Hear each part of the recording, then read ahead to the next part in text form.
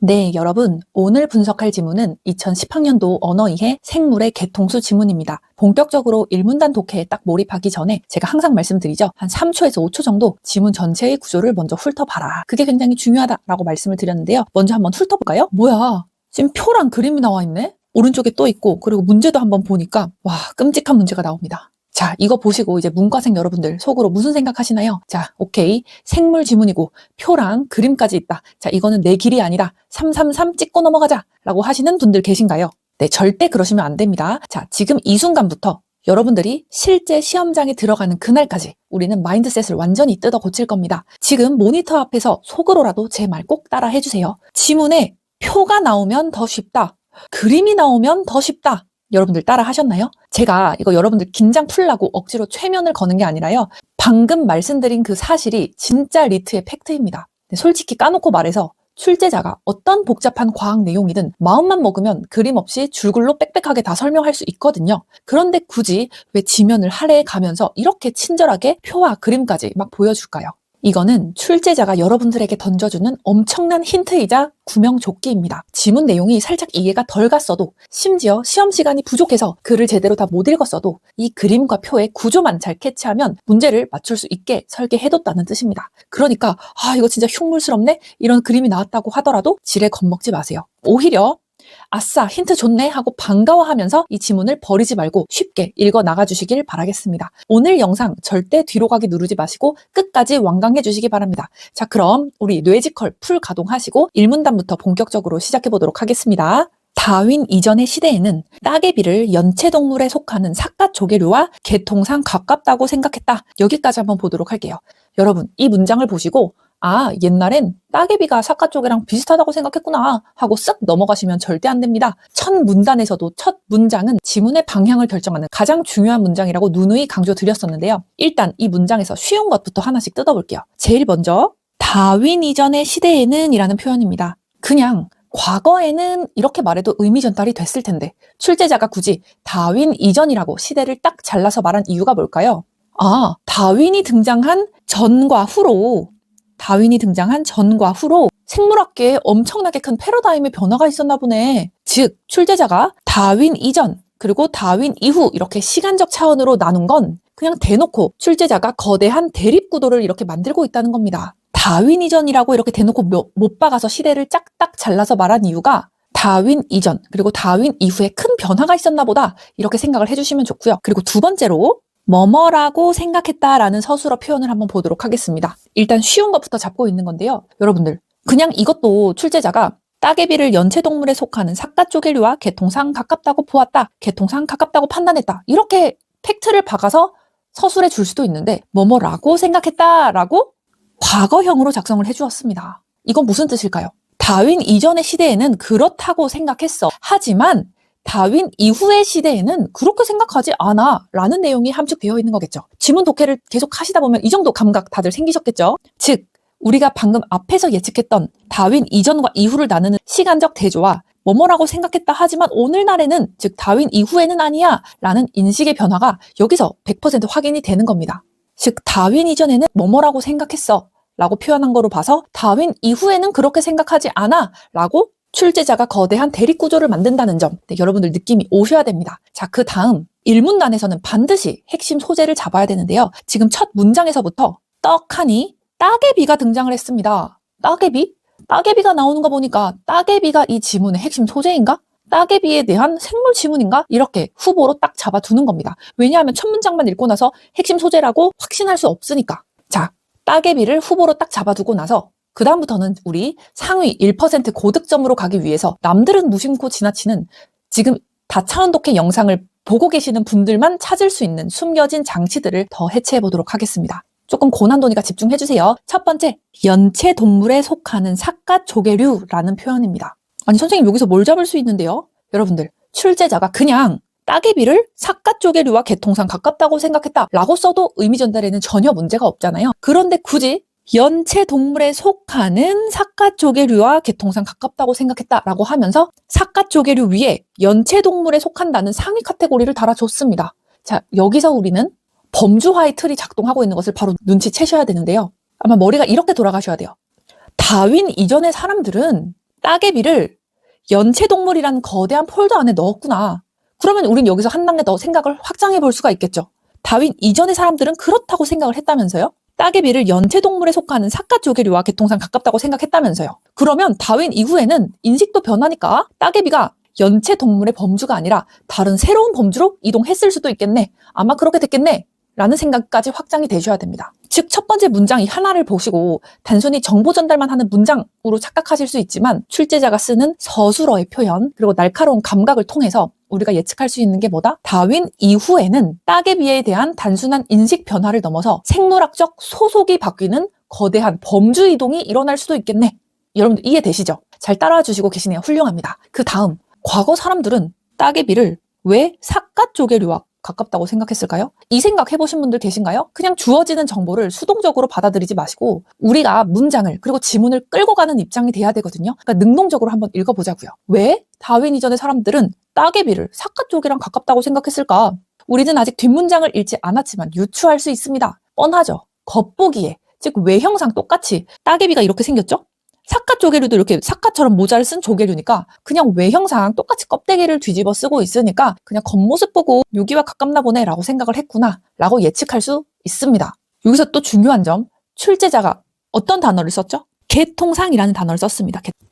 개통상이라는 단어 말고 외형상, 생태상, 성질상 등등등 쓸 수 있는 평범한 단어가 진짜 많은데 굳이 개통상이라는 표현을 썼습니다. 여기서 여러분들은 멈칫하셔야 됩니다. 왜 하필 개통상이야? 개통이 도대체 뭔데? 라는 의문점이 머릿속에 딱 떠오르셔야 됩니다. 개통이란 단어를 선택한 거로 봐서 이 지문은 단순히 따개비가 어떻게 생겼는지 외형을 말하려는 게 아니라 생물들 사이의 개통, 다시 말해서 족보나 진화적 유형관계에 대한 얘기를 하려고 하는구나. 여러분들, 우리는 아직 다음 문장을 읽지 않았는데요. 저랑 같이 꾸준히 공부하시고 혼자 처절하게 분석을 해보신 분들이라면 벌써부터 지금 첫 문장만 보고도 아주 중요한 대립항을 찾으실 수도 있을 겁니다. 한번 정리해볼까요? 일단은 다윈 이전과 다윈 이후로 나눌 수 있고 이거는 과거, 이거는 오늘날 현재라고 할게요. 따개비를 사카조개류와 가깝다고 생각한 게 둘이 외형상 똑같이 생겼으니까 비슷하게 생겼으니까 다윈 이전에는 눈에 보이는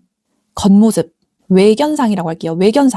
외견의 모습을 가지고 분류를 했구나. 하지만 개통상이라는 표현으로 봐서 또 가깝다고 생각했다라는 과거형 표현으로 봐서 다윈 이후에는 눈에 보이는 겉모습이 아니라 실제 숨겨진 족보. 출제자가 대놓고 표현을 해줬죠. 개통상이라는 표현으로 봐서 다윈 이전과 이후의 분류 기준을 이렇게 저희가 먼저 찾아볼 수 있었습니다. 한 단계 깊게 나아가 보면 외견사는 겉모습이죠. 즉 현상만을 의미하는 거고 개통은 실제 숨겨진 알맹이니까 이 부분을 본질이라고 볼 수가 있겠네요. 출제자는 단순히 옛날이 틀렸고 지금은 맞아 이거를 넘어서서 인류가 생물을 분류하는 기준 자체가 겉모습, 외견에서 지금 본질, 개통로 진화했다고 하는 개통이라는 강력한 대립 차원을 이 첫 번째 문장 뒤에 바로 숨겨두고 있는 겁니다. 근데 여기까지 찾으셨다면 정말 상위 0.1%의 독해력을 가진 겁니다. 와, 이 짧은 한 문장에서 이렇게 많이 뽑아낼 수 있다고? 네, 단어 하나하나, 표현 하나하나, 서술어의 사용 등을 통해서 지금 굉장히 많은 힌트들을 뽑아놨는데요. 지금쯤 여러분들 이제 다음 문장으로 넘어가라. 진도 좀 나가자. 나 추리 논증도 해야 된단 말이야. 라고 하실 수 있는데요. 실력이 비약적으로 상승하는 것 지금부터입니다. 자, 지금부터 함께 살펴볼 부분은 가깝다라는 단어입니다. 가깝다. 여러분들, 가깝다라는 단어의 무게감을 좀 느껴주셨으면 좋겠습니다. 개통상 가깝다. 가깝다라는 건 여러분들 상대적인 개념이죠. 가까운 게 있으면 먼 것도 있으니까요. 그런데 출제자는 단순히 비슷하다, 유사하다, 즉 따개비를 연체동물에 속하는 사카조개류와 개통상 비슷하다, 유사하다라는 표현을 사용할 수도 있었는데 가깝고 먼 것을 따지는 거리의 개념을 은연중에 사용했습니다. 진짜 촉이 날카로우신 분들은 여기서 느낌이 딱 오셔야 돼요. 뭐야? 생물들 사이의 개통을 파악할 때 비슷하다, 유사하다라는 느낌의 단어가 아니라 거리의 개념을 나타내는 가깝다라는 표현을 사용했네. 그럼 뒤에서 생물들이 얼마나 가까운지, 얼마나 먼지를 수치나 거리로 측정하고 계산하려고 하는 건가? 그러면 어떻게 거리를 측정하고 계산할지 방법론이 뒤에서 나올 수도 있겠네. 이렇게 수단과 방법론에 대한 독성까지 냄새를 맡으셔야 됩니다.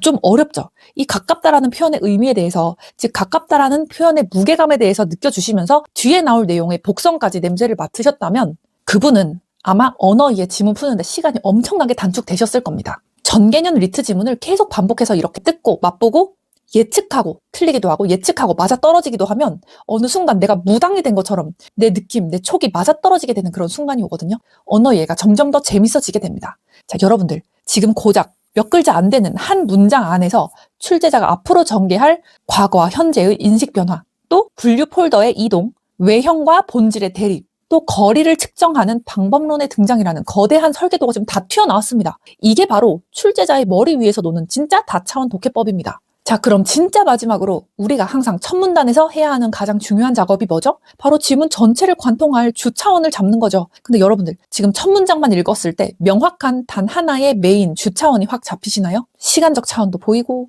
개통상 분류나 거리 개념도 보이는데 아직 이것만으로는 지문 전체를 꽉 잡을 만한 거대한 주차원이라고 확정짓기에는 조금 애매한 느낌이 듭니다. 근데 그 느낌이 맞으시고요. 아직 완벽한 틀이 안 잡히네. 그럼 1문단 조금 더 읽어보면서 출제자가 어떤 프레임을 우리에게 던져줄지 한번 확인해봐야겠다. 이런 마인드로 다음 문장 계속 읽어가 보도록 하겠습니다. 따개비는 해안가 바위의 부착 생물로 폐각을 가지며 작은 분화구 모양을 띠고 있어 외견상 삿갓 조개류와 유사하다. 자, 여러분들 소름 돋지 않으셨나요? 우리 읽은 게 지금 위에 한 줄 읽었는데 벌써 예측이 적중했죠. 앞문장에서 저희가 다윈 이전의 과거 사람들은 왜 따개비를 삿갓 조개랑 가깝다고 생각했을까라고 하면서 비슷하게 생겼으니까 아마 눈에 보이는 겉모습인 외견상 때문일 거야 라고 예측을 했었죠. 그런데 지금 두 번째 문장에서 바로 따개비의 외형에 대해서 구체적으로 설명을 하면서 대놓고 외견상 유사하다라고 대놓고 말해주고 있습니다. 이 의미는 즉슨 지금 이 문장은 여전히 다윈 이전의 시대, 즉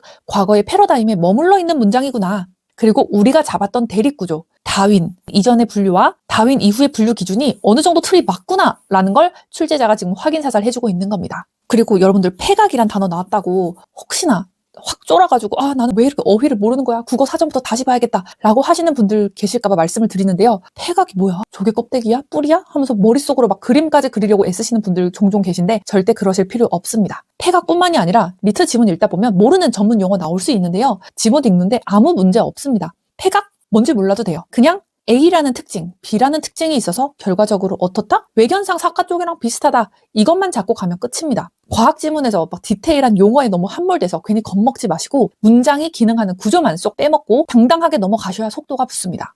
폐각이란 뜻을 알면 맞추고 모르면 틀리고 이렇게 지문이 구성되지 않거든요.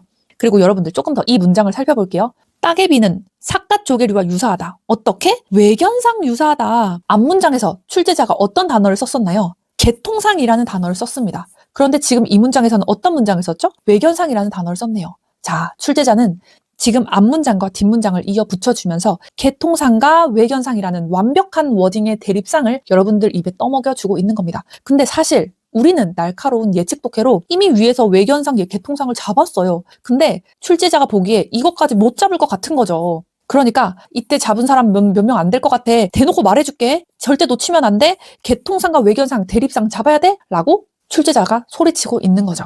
한 번 더 볼까요? 과거 사람들이 속았던 가짜 기준은 외견상, 현상, 즉 겉모습이다. 그리고 오늘날 현재의 과학이 밝혀낸 진짜 기준은 뭐다? 개통상, 본질, 숨겨진 족보. 이런 식으로 단어와 단어가 이렇게 거울처럼 대립하고 있다는 걸 시각적으로도 확 느끼시고 실제 시험에서도 읽으실 때 이 부분은 동그라미 치고 체크해 주시면 좋을 것 같습니다. 자, 그러면 이 문장 제대로 한번 또 뜯어볼게요. 일단 이 문장 구조를 한번 보도록 하겠습니다.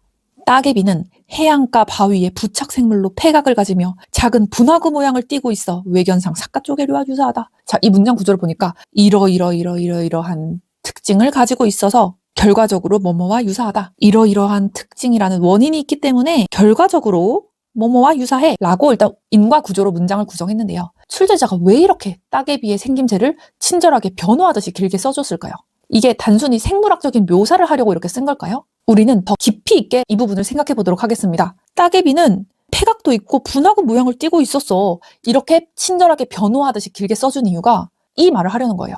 옛날 사람들이 따개비를 삿갓 조개라고 착각한 게 무리는 아니야. 겉으로 보면 이렇게 분화구 모양에다가 껍데기까지 있기 때문에 헷갈릴 수밖에 없었어 라고 과거 사람들이 오류를 범할 수밖에 없었던 원인 그리고 타당성을 제시를 해주고 있는 겁니다. 즉 단순히 외형 묘사를 하려고 하네. 거기서 의미가 그치지 않는다는 거죠. 자, 과거 사람들의 착각, 외견상 유사함에 대해서 이렇게 길게 변명을 해줬다면 이제 뭐가 나올 차례일까요? 여러분들의 예측 독해가 탁 터져야 됩니다. 흐름이 확 뒤집혀야겠죠. 이 다음 문장은 무조건 하지만 그러나 같은 엽적 접속사로 시작하겠네. 그래서 오늘날에는 겉모습, 외견이 아니라 진짜 족보, 계통을 따져봤더니 따개비는 사카 쪽의 류가 아니라 완전히 다른 폴더, 범주로 이동했어 라는 반전이 아마 나오지 않을까 라는 예측을 하시면서 다음 문장으로 나가보도록 하겠습니다. 하지만 오늘날에는 따개비가 절지동물 중 개, 새우와 계통상 가까운 것으로 보고 있다. 여러분들 일단 이 문장의 시작이 뭐죠? 하지만입니다. 하지만. 앞문장에서 사카 쪽이랑 비슷하게 생겼다면서 과거 사람들의 착각을 변호해주더니 바로 역접으로 뒤집어버리고 있죠. 그리고 이어지는 단어, 우리가 예측했던 대로 오늘날에는 이라는 단어가 나오고 있습니다. 이제 머릿속 폴더가 완벽하게 정리가 되시죠? 첫 문장에서 다윈 이전의 시대, 과거에는 이 표현과 완벽하게 대칭되는 오늘날에는 이라는 표현이 나왔습니다. 다윈 이전의 시대에서 오늘날로 패러다임이 완전히 바뀐 현재가 등장하는 순간인 거죠. 그 다음 출제자가 떠먹여주는 대립상을 완벽하게 씹어 드셔야 됩니다. 앞문장에서 과거 사람들이 속았던 기준이 외견상이라고 대놓고 알려줬죠. 그런데 이 문장에서는 개, 새우와 무엇이 가깝다고 하죠? 다시 개통상 가깝다고 하고 있네요.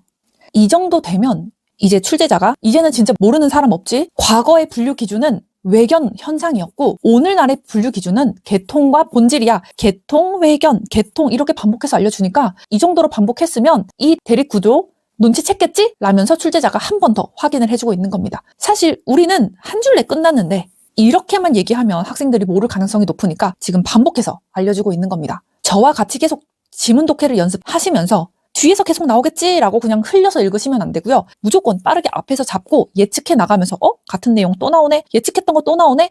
내가 예측한 게 맞네? 이런 식으로 무당이 점치듯이 이렇게 독해를 해나가면 속도도 굉장히 빨라지고 독해 자체가 굉장히 재밌어진다는 점. 자, 여기까지는 제 수업을 열심히 들은 평균 이상의 학생이라면 충분히 잡아냈을 거라고 생각하는데요. 자, 정말 상위 0.1%로 가기 위해서 제가 포인트 몇 개만 더 가져왔습니다. 첫 번째, 첫 문장에서 따개비가 어디에 속해 있었죠?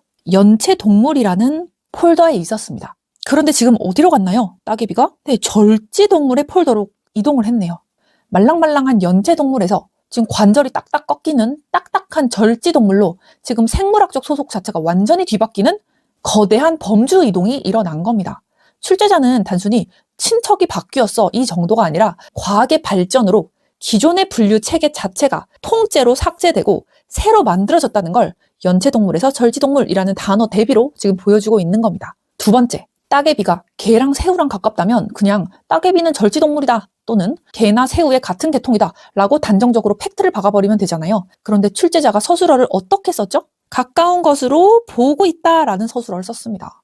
아니 왜 굳이 이렇게 여지를 남기는 조심스럽고 텐션이 낮은 표현을 썼을까요? 이게 바로 리트가 굉장히 좋아하는 인식론적 태도입니다. 인식론적 태도라는 단어를 기억하실 필요는 없고요. 이렇게만 기억을 해주세요. 과학에서 절대 불변의 진리란 없다.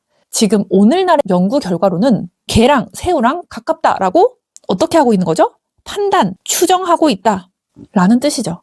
이런 서술어 하나하나 그냥 넘어가지 마시고 하나하나 날카롭게 파헤치셔야 됩니다. 그러다 보면 촉이 좋으신 분들은 가까운 것으로 보고 있다라는 표현만으로도 마지막 문단과 연결되는 엄청난 복선을 눈치채게 되는데요. 네, 나중에 보시면 아시겠지만 마지막 문단에 이런 표현이 나옵니다. 네, 그냥 가서 한번 보고 오겠습니다. 생물의 개통 유형관계는 고정불변의 사실이 아닌 미완의 가설로서 지금도 끊임없이 재구성되고 있는 것이다. 지금 앞에서 가까운 것으로 보고 있다, 판단, 추정하고 있다 라는 여지를 남기는 조심스러운 표현을 통해서 마지막 문단에 나올 절대적 진리, 고정불변의 사실이 아닌 미완의 가설이야, 계속 바뀔 수가 있어, 끊임없이 재구성되고 있어 라는 표현까지 연결되는 걸 느끼실 수가 있습니다. 그리고 제가 가깝다라는 단어의 무게감을 말씀드렸는데요.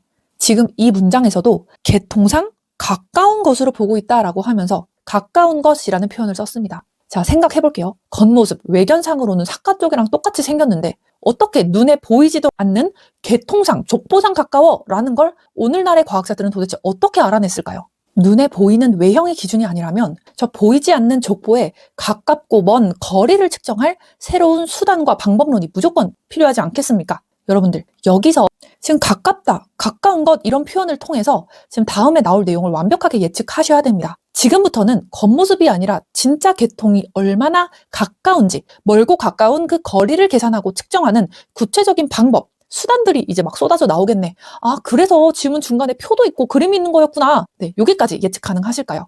단순하게 해당 문장만 보면 따개비는 절지동물이다 라는 평범한 정보 하나를 전달하는 문장 같지만 다차원 독해법, 그리고 제가 시간 조절의 제일 중요한 포인트, 예측 독해를 같이 해보면 이 문장 하나가 따개비는 절지동물이다 라는 정보 전달의 그 문장 하나에 그치는 것이 아니라 외견과 개통의 대립, 또 범주의 이동, 거기다가 미완의 가설이라는 과학적인 태도, 또 앞으로 전개될 방법론에 대한 강력한 예고까지 전부 다 파악할 수 있습니다. 이게 바로 출제자의 머리 꼭대기에서 지문을 내려보는 맛입니다. 나중에 지문 분석 전체를 다 하고 나셔서 다시 앞으로 오셔서 한 번 더 들으시면 이미 1문단 절반 읽기도 전에 지문 전체의 내용을 다 파악했네 라는 느낌이 드실 거예요.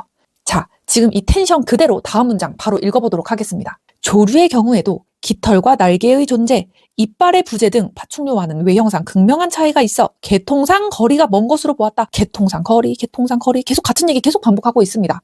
다시 한번 뜯어볼게요. 첫 번째, 문장 시작이 뭐죠?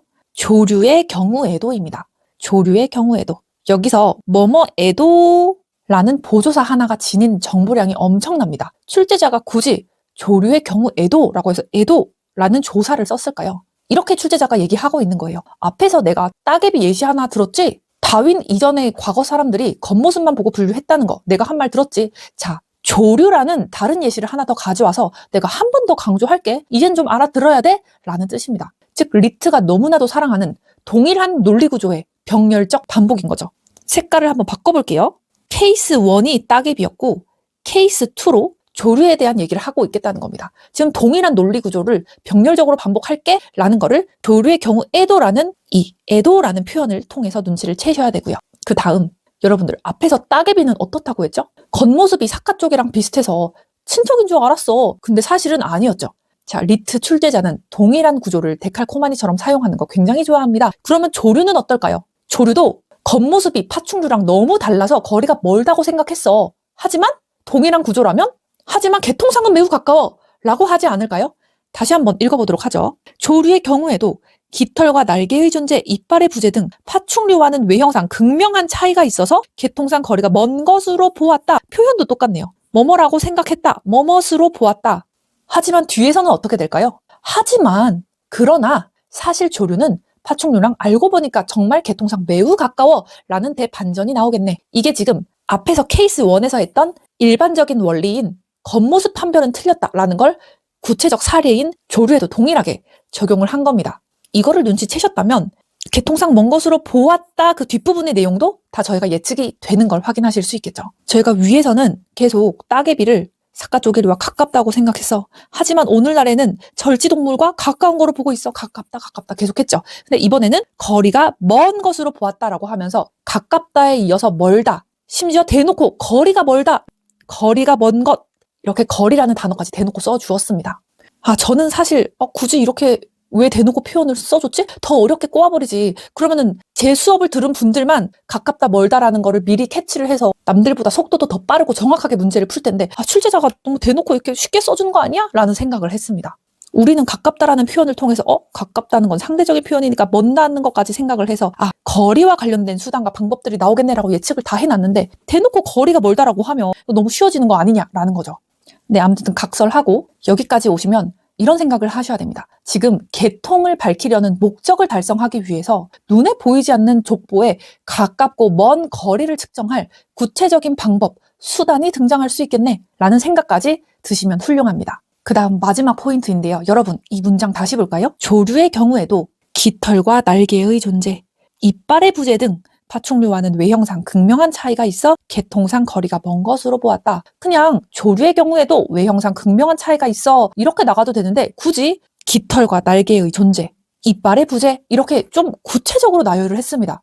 여러분들 날개가 있고 없고 이 존재의 문제와 이빨이 없다는 부재 이게 단순한 묘사라고 생각이 되시나요? 네, 절대 아닙니다. 출제자들은 점 하나도 이유 없이 찍지 않는다. 이렇게 지면 할애를 해가면서 구체적으로 깃털과 날개의 존재, 이빨의 부재에 관련해서 이렇게 구체적으로 나열할 이유가 있냐는 거죠. 시험장에서 여러분들의 생각이 어떻게 돌아가야 되냐면 뭐야 이렇게 구체적인 나열을 굳이 하네? 깃털과 날개의 존재, 이빨의 존재 이런 것들이 곤충 분류 기준이 되는 건가? 일단 이렇게만 생각을 하시면서 계속 읽으시면 훌륭하십니다. 미리 말씀드리면 이 지문 4번째 문단에서 분기론자들이 개통수를 작성할 때 무엇을 수단으로 쓰냐면요. 바로 곤충의 날개가 있고 없음이라는 형질 데이터를 사용합니다. 즉 출제자는 그냥 무심코 새의 생김새에 대해서 그냥 의미 없이 묘사해서 지면을 할애한 게 아니라 뒤에서 개통수를 그릴 때 써먹을 핵심 개념, 즉 형질의 유무, 존재, 부재라는 구체적인 판단 기준을 일문단부터 이미 여러분 뇌 속에 은연중에 꽂아 넣고 있는 겁니다. 이것도 다 전부 복선이라는 얘기죠. 여러분들이 저와 다차원 독해 그리고 미친 것 같은 예측 독해를 계속 해나가시다 보면 이런 출제자가 깔아놓은 복선들 전부 캐치하실 수 있게 될 것입니다. 그러면 어떻게 된다? 뒤에서 속도가 개빨라지고 정확도도 개 올라간다. 이게 바로 점 하나, 단어 하나에 목숨을 거는 출제자들의 미친 설계인 거고 우리는 이거를 모조리 하나씩 뜯어 먹어야 하는 이유입니다. 네, 다음 문장 계속 가보도록 할게요. 그러나 최근의 개통분류학적 연구 결과들은 가슴 쇄골이 작고 두 발로 뛰어다녔던 공룡의 일족으로부터 조류가 진화했다는 파충류 기원설을 지지하고 있다. 자, 여러분들 우리가 앞문장에서 뭐라고 예측을 했었나요? 새는 파충류랑 겉모습이 달라서 옛날에는 멀다고 생각했어 라는 걸 보고 동일한 구조가 쓰였으니까 다음 문장에서는 하지만 사실 조류는 파충류랑 개통상 매우 가깝다라는 대반전이 나오겠네 라고 예측을 했었죠. 자, 시작이 어떻게 되죠? 그러나 최근의 연구 결과들은 이라고 하면서 앞에서 얘기했던 따개비 사례처럼 완벽하게 과거를 뒤집어 버립니다. 즉 조류는 사실 공룡, 파충류에서 진화했다는 거죠. 저희가 같이 했던 예측이 지금 토시 하나 안 틀리고 100% 적중을 했습니다. 리트 지문은 이렇게 읽는 겁니다. 끌려다니는 게 아니라 내가 먼저 길을 깔아놓고 출제자가 그 길로 따라오게 만드는 거죠. 두 번째, 서술어 볼게요. 서술어. 파충류 기원설을 지지하고 있다. 즉 조류는 파충류에서 진화했다라고 팩트를 딱 박아버리지 않았죠. 파충류 기원설을 지지하고 있다. 이것도 굉장히 조심스러운 표현을 썼습니다. 위에서랑 동일하죠. 뭐뭇으로 보고 있다. 먼 것으로 보았다. 지지하고 있다. 이거 전부 다 뭐다? 마지막 문장에서 나올 생물의 개통 유형 관계는 고정불변의 사실이 아닌 미완의 가설로서 끊임없이 재구성된다. 즉 지금 밝혀진 최신의 연구 결과조차도 절대 불변의 진리가 아니고 현재로서는 그냥 가장 유력하게 지지받는 가설일 뿐인 거야. 언제든지 또 무너질 수 있는 가설일 뿐이야 라는 거죠. 이 반복되는 서술어를 통해서 이 태도를 꽉 잡고 가시면 지금 저야 강의를 하니까 마지막 단락에서 이렇게 나옵니다 라고 말씀을 먼저 드렸지만 서술어에 힘을 주면서 읽고 그 태도를 꽉 잡고 가시다 보면 고정불변의 사실이 아니라 미완의 가설이야 라고 마지막 문단을 읽으실 때 실제 시험장에서 소름이 살짝 돋으실 수도 있어요. 왜냐면 너무나도 이 지문이 관통이 되니까 출제자가 지금 이 마지막 문단에 대한 결론의 떡밥을 1문단부터 던지고 있다는 거죠. 네, 그 다음 제가 이 부분은 진짜 상위 0.1% 언어의 최강 상위권으로 가져오기 위해서 가져온 최고 난도 해체 포인트인데요. 너무 어렵다 하시면 이 부분은 그냥 넘기셔도 됩니다. 하지만 일단 잘 들어보세요. 출제자가 왜 굳이 가슴 쇄골을 언급했을까? 최근의 개통 분류학적 연구 결과들은 가슴 쇄골이 작고 두 발로 뛰어다녔던 공룡의 일족으로부터 이렇게 하면서 왜 굳이 가슴 쇄골이 작고 두 발로 뛰어다녔던 이 부분을 왜 언급을 했을까요? 그냥 공룡을 묘사하려나 보다 하고 쓱 넘기시면 안 되고요. 앞문장에서 여러분들 과거 사람들이 새와 파충류를 구분한 기준이 뭐였죠? 깃털, 날개, 이빨이었습니다. 이거는 누구나 눈으로 쓱 보면 알 수 있는 외부적인 겉모습이었죠. 그런데 지금 최근의 연구 결과가 증거로 들이민 게 뭐죠? 피부 속에 숨겨져 있는 가슴 쇄골, 뼈잖아요, 뼈. 여러분들 눈치채셨나요? 출제자는 지금 이 묘사를 통해서 분류의 기준이 지금 눈에 보이는 거시적인 외형에서 피부 속에 숨겨진 미세한 해부학적 구조, 본질로까지, 즉 뼛속까지 이동했다는 걸 시각적으로 대조를 해주고 있는 겁니다. 즉 깃털, 날개, 이빨의 부재는 뭐다? 눈에 보이는 거시적 외형이고 최근으로 오면 어떻게 된다? 피부 속에 숨겨진 지금 해부학적 구조, 미시적 구조, 외형이 아니라 본질인 거죠. 과거에서 현재로 내려올수록 이렇게 지금 시선이 거시에서 미시로 이동했다는 걸 지금 깃털, 날개, 이빨, 그리고 가슴 쇄골이라는 표현을 통해서 시각적으로 대조를 해주고 있는 겁니다. 여기까지 잡아주시면 굉장히 훌륭합니다. 또 하나, 과거 사람들은 얘는 사과 쪽이랑 생긴 게 비슷하네? 이쪽 폴더에 넣어? 얘는 깃털이 있네? 파충류랑 찢어? 이런 식으로 어떻게 생겼냐? 외적인 모습, 즉 정태적인 상태만 봤습니다. 정태적이 뭐예요? 라고 하시는 분들을 위해서 영어까지 써드릴게요. 영어가 더 잘 와닿을 수 있으니까. 즉 과거에는 정태적인 상태만 봤다. 하지만 최근의 연구에는 어떤 단어를 지금 쓰고 있어요? 진화했다, 기원설이라는 단어를 쓰고 있습니다. 즉 생물을 분류한다는 건 단순히 지금 비슷해 보이는 애들끼리 묶는 게 아니라 과거 시간의 축을 따라서 어떤 역사적 기원을 거쳐서 진화해 왔는가라는 정태적의 반대 동태적이고 역사적인 족보를 추적하는 일로 차원이 아예 승격해버린 것까지.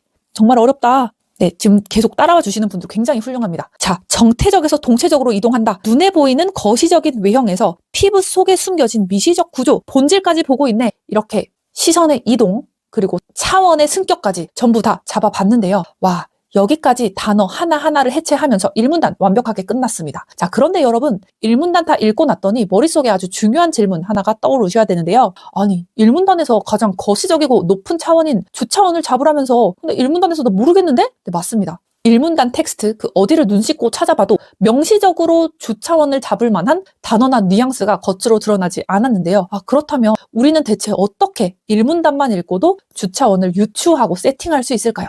네, 비밀은 바로 정보의 공백이 만들어내는 강력한 결핍에 있습니다. 아, 선생님 뭔 소리 하세요? 자, 1문단 내용 한번 요약을 해볼까요? 네, 한번 들어보세요. 과거에는 겉모습만 보고 생물을 분류했는데 오늘날에는 계통분류학적 연구 결과로 숨겨진 진짜 기원과 족보를 밝혀낸다. 이게 끝이죠. 이게 1문단 한 줄 요약입니다. 자, 여기서 여러분들의 뇌가 본능적으로 태클을 걸어야 됩니다. 잠깐만. 겉모습이 아예 다른데 숨겨진 족보가 같다는 거를 오늘날에는 도대체 어떻게 무슨 수로 알아낼 건데?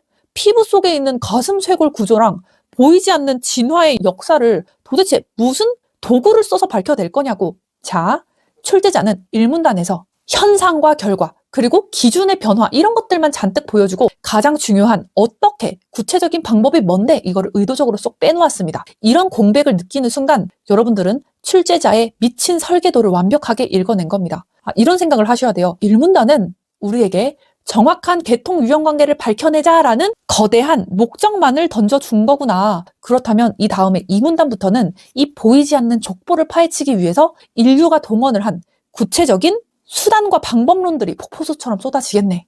즉 1문단의 철저한 결과 제시가 역설적으로 가장 강력하게 뒷문단에서 나올 수단을 호출하는 역할을 하는 거죠. 수단이 하나도 등장하지 않았기 때문에 오히려 수단과 목적이라는 빈 폴더를 바탕화면에 딱 만들어 놓고 저희는 2문단으로 넘어갈 수가 있는 겁니다. 글에 없는 정보의 결핍까지 읽어내서 지문 전체의 주차원을 세팅하는 것. 이게 바로 제가 여러분들께 전수해 드리고 싶은 진짜 다차원 독해법의 정수입니다. 그러면 지금부터 우리의 빈 폴더, 수단 폴더에 어떤 수단들이 2문단부터 쏟아 들어올지 한번 다음 문단으로 공격적으로 넘어가 보도록 하겠습니다. 이와 같이 생물의 계통 유형 관계가 바뀐 예들을 찾는 것은 그리 어려운 일이 아니다. 그 변화는 주로 계통수 작성 시 이용되는 자료의 종류와 계통수 작성법의 차이에 기인한다. 네, 여기까지 한번 보도록 하겠습니다. 두 번째 문장을 보시면 갑자기 계통수라는 단어 뒤에 한자가 떡하니 병기되어 있습니다. 여러분, 제가 과거에 정당수 산정, 정치지문 분석할 때 정당군이나 시점 뒤에 한자가 붙은 걸 보고 뭐라고 했었죠? 출제자가 굳이 한자를 뒤에 쓴다는 건 나 지금 이 단어 엄청 강조하고 있어. 제발 나 좀 알아봐줘. 이게 이 지문의 핵심이야. 라고 비명을 지르는 거라고 했었습니다. 한자, 나무, 숫자를 쓴 이유는 생물들의 족보를 나뭇가지가 뻗어나가는 트리 구조로 그린다는 것을 시각적으로 알려주기 위함입니다. 즉 계통수라는 녀석이 바로 우리가 1문단에서 그토록 애타게 찾았던 숨겨진 족보를 밝혀내는 구체적인 도구, 수단임을 아예 한자를 통해서 대놓고 알려주고 있는 거죠. 그리고 서술어, 뭐뭐에 기인한다. 뭐뭐에 기인한다가 던져주는 차원이 뭐예요? 인과와 선후 차원입니다. 뭐뭐에서 기인한다라는 뜻이 뭐죠? 뭐뭐 때문이다, 즉 원인이라는 뜻입니다. 리트에서 원인과 결과가 나타내는 표현이 나오면 자동 반사적으로 인과 표시를 해라 라고 말씀을 드렸는데요. 그러면 인과, 원인과 결과가 뭔데? 자료의 종류와 계통수 작성법의 차이가 원인이고 생물의 계통 유형 관계의 변화가 이 원인에 따른 결과인 거죠. 아, 그렇구나. 인과관계 잡았네. 네, 이렇게 인과관계만 잡고 끝나면 2% 부족합니다. 인과관계는 필연적으로 무엇을 동반하나요? 네, 시간의 선후관계도 동반을 하죠. 원인이 발생해야 결과가 바뀌는 거니까 이거는 인과관계일 뿐만 아니라 선후관계까지 체크를 해야겠다. 과학자들이 쓰는 도구, 자료의 종류 등 계통수 작성법이 먼저 발전을 해야 그 다음에 생물의 족보인 결과가 바뀌는 거구나 라고 후 관계까지 체크를 해주시면 이제 정보가 머릿속에서 좀 입체적으로 굴러갈 겁니다. 사실 여기까지만 분석해 주셔도 굉장히 훌륭한데요. 자, 저희 목표는 뭐다? 상위 0.1%가 되는 거다. 자, 그 다음 포인트 한번 잡아볼게요. 자, 드디어 완성된 수단과 목적의 거대한 톱니바퀴. 자, 저희가 1문단 마지막에서 빈 폴더 하나 만들어 두고 왔었죠. 도대체 어떻게 진짜 족보를 밝혀내지? 수단이 뭐지? 라는 결핍이 있었잖아요. 이 문장에서 그 결핍이 완벽하게 해소가 되는 겁니다. 과거 사람들의 겉모습, 외견 분류라는 멍청한 도구를 버리고 오늘날 과학자들은 개통수 작성법이라는, 다시 한번 개통수 작성법이라는 새롭고 강력한 수단을 도입했기 때문에 생물의 진짜 족보를 밝히는 목적을 달성할 수 있었던 거구나. 이 부분에서 이제 1문단과 2문단이 수단과 목적이라는 이제 거대한 쇠사슬로 찰칵 연결되는 순간 이렇게 느껴주시면 좋을 것 같아요. 자, 그 다음 출제자가 대놓고 던져준 지문 전체의 목차. 자, 이 문장을 진짜 예민하게 씹어드신 분들은 앞으로 전개될 3문단, 4문단, 5문단의 내용까지도 전부 다 예측할 수 있습니다. 출제자가 원인으로 딱 두 가지를 짚어줬는데요. 첫 번째는 이용되는 자료의 종류, 그리고 두 번째는 개통수 작성법의 차이입니다. 원인 두 가지인 거죠. 이용되는 자료의 종류, 그리고 개통수 작성법의 차이. 출제자가 그냥 작성법이 달라서야 라고 퉁쳐도 되는데 굳이 자료의 종류 그리고 작성법의 차이라고 아주 디테일하게 범주를 쪼개서 던져줬습니다. 왜 이렇게 쪼개서 던져줬을까요? 얘들아, 나 이제부터 뒷문단에서 어떤 자료를 집어넣어서 어떤 방식으로 개통수를 그릴지 그 구체적인 종류들을 와르르 나열하면서 비교할 거야. 다시 한번 어떤 방법으로 개통수를 그리는지 그 구체적인 종류들을 와르르 나열하면서 비교할 거니까 준비해 라는 엄청난 예고편이자 앞으로 나올 지문의 목차를 떠먹여주고 있는 겁니다. 앞에 지문 얘기를 좀 하자면 정치 지문, 정당수 산정에서 이런 문장이 있었거든요. 다양한 산정 방식이 제시되어 왔는데 라는 문장을 보고 이제부터 그 다양한 산정 방식이라는 걸 보니까 여러 가지 산정 방식이 나오겠구나.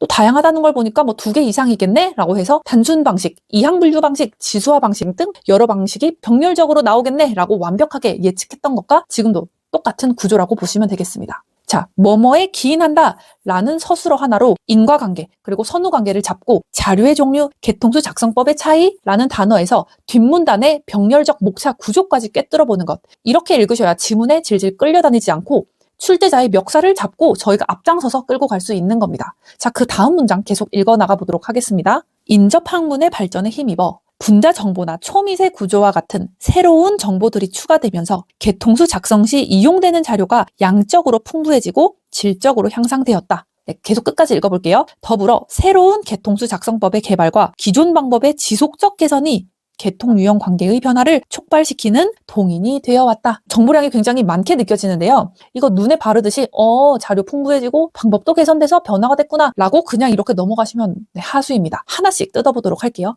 첫 번째, 이 단어들을 한번 볼게요. 뭐뭐의 발전에 힘입어 뭐뭐가 추가되면서 뭐뭐 되었다 라는 표현이 있습니다. 제가 이전에 순서와 단계를 의미하는 표현이 나오면 어떻게 해라? 자동 반사적으로 반응해서 파블로프의 개처럼 체크를 해라. 여기서도 마찬가지입니다. 인접학문의 발전이 먼저 있고 분자 정보나 초미세 구조와 같은 새로운 정보들이 추가가 되면서 개통수 작성 시 이용되는 자료가 양적으로, 질적으로 향상되었다라고 최종 결과까지 나오고 있습니다. 인접학문의 발전이 원인이고 새로운 정보들이 추가되는 게 결과이자 새로운 원인이고 최종적으로 양적, 질적으로 향상되었다. 이게 최종 결과가 되는 거죠. 이렇게 꼬리에 꼬리를 무는 연쇄적인 선후관계와 인과관계가 한 문장 안에 쫙 깔려 있을 때 이 흐름을 화살표로 표시를 해두면서 정리를 해야 정보가 얽히지 않습니다. 다 봤던 내용인데 순서를 안 잡아두면 만약에 선택지에서 분자 정보나 초미세 구조와 같은 새로운 정보들이 추가가 되면서 인접 학문까지 발전하게 되었다. 너무 그럴싸하지 않나요? 제가 여러 번 말씀드리지만 순서와 단계는 무조건 자동 반사적으로 체크해라. 자, 그 다음 굉장히 중요한 포인트인데요. 촉발과 동인이라는 무시무시한 단어의 무게감입니다. 마지막 문장 다시 볼까요? 변화를 촉발시키는 동인이 되어 왔다라고 했죠. 촉발은 무슨 뜻이죠? 어떤 일을 튀어나오게 함. 그리고 동인은 움직이게 하는 원인입니다. 혹시 촉발과 단어의 의미를 잘 모르셨다면 단어 노트에 반드시 작성해 주셔야 돼요. 이거 정말 리트 출제자가 정말 좋아하는 단어거든요. 촉발과 동인이라는 단어는 리트 출제자가 대놓고 얘들아 여기서 모든 변화를 일으킨 진짜 원인이 나오는 거야. 인과관계 반드시 잡아 라고 소리를 치고 있는 겁니다. 마지막 문장 다시 보시면 새로운 개통수 작성법의 개발과 기존 방법의 지속적 개선이라는 수단이 개통 유형 관계의 변화라는 목적이자 결과죠. 수단이자 원인이고 선후관계는 이렇게 되겠습니다. 지금 촉발과 동인이라는 단어를 통해서 지문 전체의 뼈대를 잡을 수 있었습니다. 네, 그 다음 포인트 새로운과 기존의 차원입니다. 새로운 개통수 작성법의 개발과 기존 방법의 지속적 개선이 여러분들 출제자는 그냥 방법들이 발전해서 라고 쓰지 않고 굳이 새로운 그리고 기존이라는 대립항을 병치시켰습니다. 과학의 발전이라는 게 무조건 옛날 거를 버리고 새로운 것만 취하는 게 아니라 기존의 방법을 고쳐 쓰는, 즉 개선하는 것과 동시에 아예 새로운 도구를 가져오는 입체적인 과정이라는 거를 새로운과 기존이라는 차원을 통해서 보여주고 있는 겁니다. 자, 그리고 여러분 눈치채셨나요? 아까 전에 앞에 있는 문장을 보시면 변화의 원인이 두 가지라고 했었죠. 첫 번째는 이용되는 자료의 종류, 두 번째는 개통수 작성법의 차이라고 병렬적으로 두 가지를 제시를 했었는데요. 아까 전에 저희가 이 파트를 보고 뒷문단에서 자료의 종류, 작성법 이렇게 두 가지 얘기가 나오겠네? 라고 지문의 목차를 예측했었습니다. 그럼 방금 읽은 문장 구조를 한번 볼까요? 인접학문의 발전에 힘입어 쭈루루룩 새로운 정보들이 추가되면서 개통수 작성 시 이용되는 자료가 양적으로 풍부해지고 질적으로 향상되었다. 지금 자료의 종류에 대해서 얘기를 해주고 있고 뒤에 더불어라는 접속사를 기점으로 뒷부분 다시 보겠습니다. 새로운 개통수 작성법의 개발과 기존 방법의 지속적 개선이라고 하면서 앞에서 던진 자료와 작성법이라는 두 가지 원인을 더불어라는 접속사를 기점으로 완벽하게 쪼개서 하나씩 이렇게 회수를 해주고 있습니다.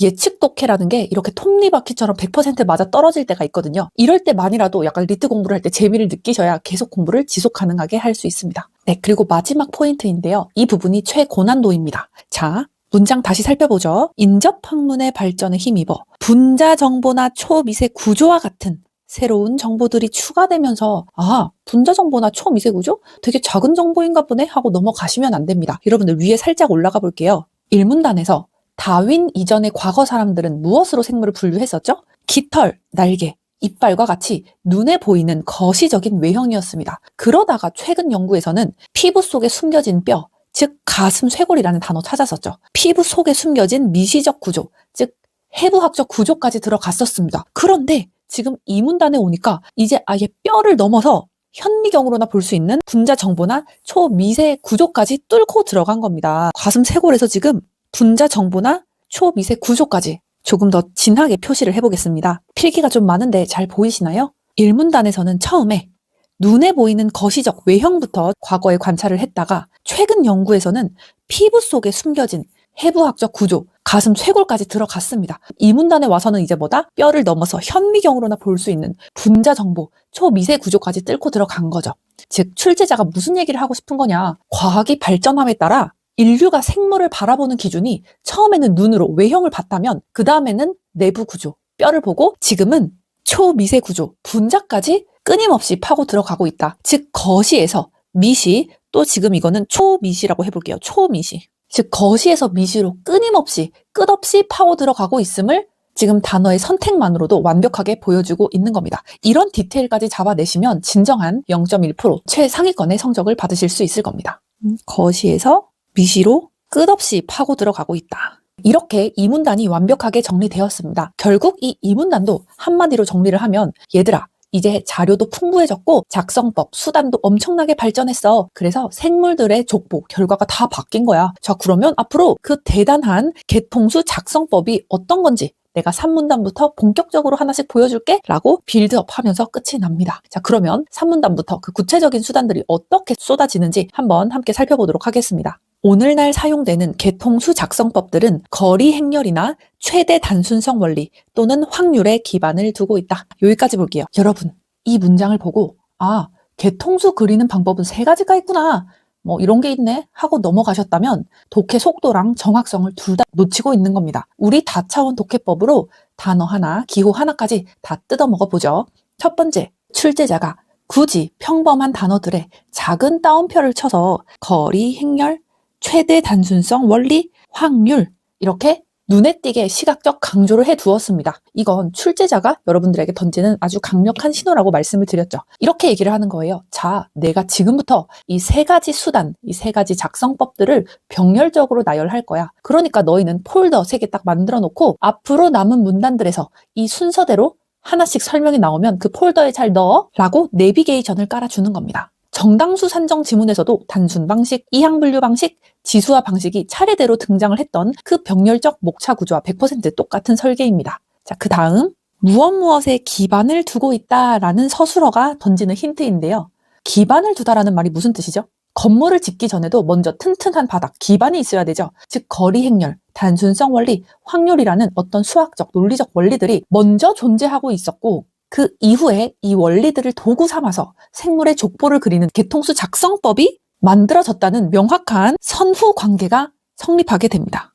제가 한문을 좋아해가지고 이렇게 한문을 쓰는데 또 혹시 이렇게 쓸게요. 선후. 자, 명확한 시간적 선후 관계는 성립했어요. 그런데 이게 우리 주차원이랑 어떻게 연결되죠?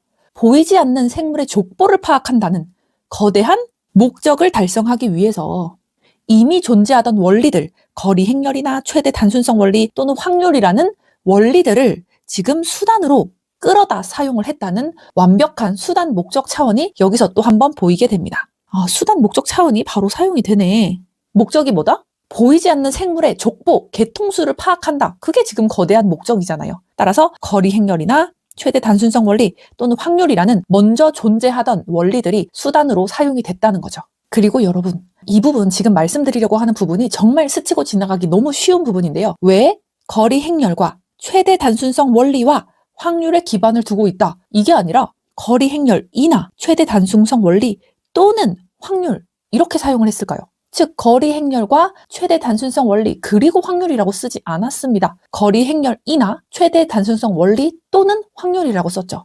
뭐뭐이나 또는 이 조사는 선택과 대안을 의미하는 조사입니다. 즉 이 세 가지 방법은 하나의 개통수를 그리기 위해서 순차적으로 섞어 쓰는 1단계, 2단계, 3단계의 과정이 아니고 서로 완전히 독립적이고 경쟁하는 대체 가능한 별개의 수단들이라는 점이죠. 한번 적어볼게요. 뭐다? 거리 행렬이나 최대 단순성 원리 또는 확률 이 사이에 쓰인 이나나 또는이라는 조사로 미루어 봐서 지금 이 수단들, 이 방법들은 순차적이고 병합적으로 사용되는 게 아니라 완전히 독립적인 대체 가능한 별개의 수단들이라는 것입니다. 이 점을 저희가 어디서 캐치를 했죠? 조사로 저희가 눈치를 챈 거죠. 각각의 무기의 장단점이 다르겠구나 라고 대비를 하면서 읽을 준비를 해야 하는 거죠. 근데 여기서 이제 제 영상들 처음부터 풀커리로 옛날 지문부터 쭉 듣고 계신 분들 의아한 부분이 생길 수 있습니다. 아니 선생님, 리트 출제자들은 여러 가지 방법론을 나열할 때 의미 없이 순서를 쓰지 않는다면서요. 과거 정치 지문에서도 단순 방식, 이항몰류 방식, 지수화 방식으로 가면 갈수록 수단이 진화하고 가장 발달한 방식이 마지막에 등장하니까 마지막에 집중해서 읽어라 라고 했었는데 이거는 또 다른 구조인 거예요? 이런 생각을 하셨다면 여러분들은 지금 리트 기출을 정말 제대로 분석하고 공부하고 계신 거라고 말씀드리고 싶습니다. 여러분이 그런 생각을 하셨다면 정말 타당하고 훌륭한 생각을 하신 건데요. 그럼 여기서도 한번 볼게요. 그 원리대로라면 거리 행렬, 최대 단순성 원리, 확률 이 세 가지 작성법들 중에서 가장 마지막에 나온 확률이 뭔가 가장 최신이거나 단점을 극복한 가장 발달한 끝판왕 방법이겠구나 충분히 생각하실 수 있습니다. 그런데 여러분 조금만 더 꼼꼼히 봐볼게요. 지금 이 문장, 출제자가 첫 문장을 어떻게 시작했죠? 오늘날 사용되는 개통수 작성법들은 이 말이 뭐죠? 오늘날 사용되는 개통수 작성법들은 이거 또는 이거야 라고 하고 있잖아요. 이 말이 무슨 뜻이다? 앞선 과거의 방법, 즉 앞에 나온 거리 행렬이나 최대 단순성 원리가 과거의 방법이기 때문에 폐기된 구닥다리가 아니라 오늘날 시점에서도 이 세 개의 방법 모두 현역으로 전부 쓰이고 있는 도구들이라는 뜻입니다. 그러니까 오늘날 사용되는 개통수 작성법들은 1, 2, 3번이야 라고 병렬적으로 제시를 하고 있는 거죠. 현역 모두 쓰이고 있는 거네. 옛날 방법이라고 폐기되고 구닥다리 방법이란 게 아니네. 또 조사로 뭐뭐이나 뭐뭐 또는 이런 걸 사용했다는 게 하나의 개통수를 그릴 때 이 세 가지 방법 중 상황에 맞게 하나를 선택해서 쓴다는 독립성을 완벽하게 보여주고 있구나. 마지막에 쓰였다고 해서 앞에는 다 구닥다리고 마지막이 최고야 라는 걸로만 100% 리트의 모든 지문에 통용되는 게 아니라는 거죠. 오늘날 사용되는 이 세 가지 방법들은 이거이나 이거 또는 이거야 라고 독립적으로 방법들을 배치해놨으니까 이 경우에는 마지막 방법만 잘 봐야 돼. 이게 끝판왕이니까 이렇게만 생각하시면 약간 2% 부족하다라는 얘기를 드립니다. 그리고 동시에 가장 마지막에 배치된 확률은 이제 뒤로 가면 확인을 하겠지만 그래도 이 앞에 나온 두 방법에 비해서 신뢰성 면에서 상대적 우위를 가지고 또 컴퓨터 계산 능력이 향상되면서 유용성이 증대되는 가장 고도화된 수단이 맞긴 맞습니다. 하지만 이거를 다 버리고 점점 발달하는 거야 이렇게 볼 수는 없다는 얘기죠. 한 줄 요약을 해드리면 이 세 가지는 오늘날 모두 쓰이는 대체 가능한 무기들이다. 이 세 개 모두 다 현역 무기다. 하지만 그 무기들 사이에서도 신뢰도와 기술력에 따른 스펙 차이 약간 존재한다. 따라서 확률이 그나마 제일 진화됐다라고 독해를 해주시는 게 최종적으로는 가장 정확한 독해입니다. 그리고 마지막 포인트인데요, 여러분. 이 세 가지 원리들 이름 좀 한번 볼까요? 거리 행렬, 최대 단순성 원리 또는 확률? 이거 생물학 용어인가요? 아니죠. 이거 수학, 통계학 용어입니다. 방금 전에 저희 이문단에서 출제자가 던진 엄청난 복선 기억나실까요, 혹시? 인접학문의 발전에 힘입어 이런 것까지 놓치고 그냥 물 흐르듯이 넘어갔다면 절대 기억이 나지 않습니다. 인접학문의 발전에 힘입어? 너무 추상적인 단어가 나왔는데 지금 뒤에서 행렬, 최대, 확률이라는 수학적, 통계학적 용어가 나오면서 이제 이 인접학문이 뭔지 알겠는 거예요. 즉 이문단에서 말한 인접학문이란 게 바로 수학, 통계학 같은 거였고 생물학자들이 그 인접학문의 원리들, 행렬이나 확률의 원리를 가져와서 자신들의 개통수 작성, 생물학에 써먹었다는 거구나. 즉 수학적, 통계학적 원리를 생물학에 써먹었다는 거네. 즉 추상적이었던 인접학문의 발전이라는 단어와 산문단에서 그 행렬, 확률이라는 구체적 단어로 지금 완벽하게 톱니바퀴처럼 맞물려서 회수가 되고 있는 겁니다. 자, 그냥 이 문장을 하나, 둘, 셋, 세 가지가 방법이 있네 라고 읽는 하수와 이 한 문장에서 병렬적인 목차 구조, 수단, 목적의 완성, 진화의 방향성 예측, 또 대체 가능한 독립적 수단이라는 속성, 그리고 인접학문이라는 이문단 복선의 회수까지 전부 뽑아내셔야 상위 0.1%로 가실 수 있고요. 지문을 장악하는 힘 자체가 달라집니다. 자, 그러면 그 다음 문장 계속 읽어보도록 하겠습니다. 수리 분류학자들은 분류군 간의 형질 차이를 나타내는 거리 행렬을 이용하여 개통수를 작성한다. 이들은 관찰된 모든 분류학적 형질을 이용하며 주관성과 임의성을 배제하기 위해 수리적 기법을 도입하여 사용한다. 여기까지 끊고 볼게요. 이제 시작과 동시에 우리의 목차 예측이 100% 적중한 거 아실 수 있겠죠. 앞에서 거리 행렬, 최대 단순성 원리, 확률 이렇게 순서대로 앞으로 남은 문장들이 이 순서대로 하나씩 설명하겠구나 라고 예측을 했었는데 어김없이 가장 먼저 거리 행렬이라는 구체적인 설명이 튀어나옵니다. 저희가 깔아놓은 레일 위로 출제자가 정확히 굴러 들어오고 있습니다. 자, 그리고 저는 이 문장에서 눈에 띄는 단어가 있는데요. 리트가 굉장히 좋아하는 단어, 배제의 등장입니다. 여러분, 지금 배제라는 단어 보이죠? 제가 과거 지문들 분석할 때도 여러 번 강조를 했지만 배제라는 표현은 리트 출제자들이 대립항, 포함, 배제라는 대립항을 만들 때 엄청나게 좋아하는 강력한 단어입니다. 이 단어가 나왔다는 거 여기 핵심이니까 집중해서 읽어 라고 얘기를 하고 있는 겁니다. 또 이 문장에서도 수단, 목적 차원을 한번 찾아볼 수 있을까요? 지금 찾기 쉽게 뭐뭐 하기 위해 라고 힌트를 막 주고 있죠. 주관성과 임의성을 배제하기 위해가 목적이고 수단은 뭐다? 수리적 기법을 도입하여 사용한다. 즉 거리 행렬을 사용한다는 얘기죠. 여기서 수단, 거리 행렬이 나오고 있습니다. 여러분들 주관성, 내 마음대로 생각하는 것과 임의성, 임의성이 뭐죠? 그때그때 그냥 맘대로 하는 걸 임의성이라고 하죠. 이런 내 맘대로 생각하는 주관성과 그때그때 맘대로 하는 임의성을 없애는 게 목적이라면 이 목적 달성을 위해 동원된 수리적 기법이라는 수단은 필연적으로 어떤 특징을 가질까요? 이 수리적 방법은 당연히 객관적이고 강행적, 기계적인 특성을 띌 수밖에 없습니다. 인간의 감정이나 주관적 판단이 개입될 여지를 아예 수학적 계산, 행렬로 완벽하게 차단해 버린다는 의미죠. 그 다음 모든이라는 수량사의 무시무시한 무게감을 여러분들이 느껴주셨으면 좋겠습니다. 이 모든이라는 단어를 절대 그냥 넘어가시면 안 됩니다. 다시 한번 문장을 읽어볼게요. 이들은 관찰된 모든 분류학적 형질을 이용하며 모든 출제자가 그냥 이들은 관찰된 분류학적 형질을 이용하며 라고 해도 되는데 굳이 모든 all이라는 단어를 썼습니다. 왜 썼을까요? 한번 수단과 목적 차원이랑 연결해볼까요? 수리분류학자들이 목적이 뭐라고 했죠? 주관성과 임의성을 배제하는 것이라고 했습니다. 만약에 학자가 이 형질은 중요해 보이니까 쓰고 저 형질은 별론 것 같은데? 에이, 안 중요한 것 같아 뺄래 라고 선택을 하는 순간 거기에 뭐가 개입되죠? 네, 바로 인간의 주관성이 개입되게 되죠. 그래서 수리분류학자들은 그 주관성을 완벽히 없애기 위해서 그냥 관찰되는 모든 전체 데이터를 그냥 기계적으로 수학 공식 행렬에 다 때려 넣자는 겁니다.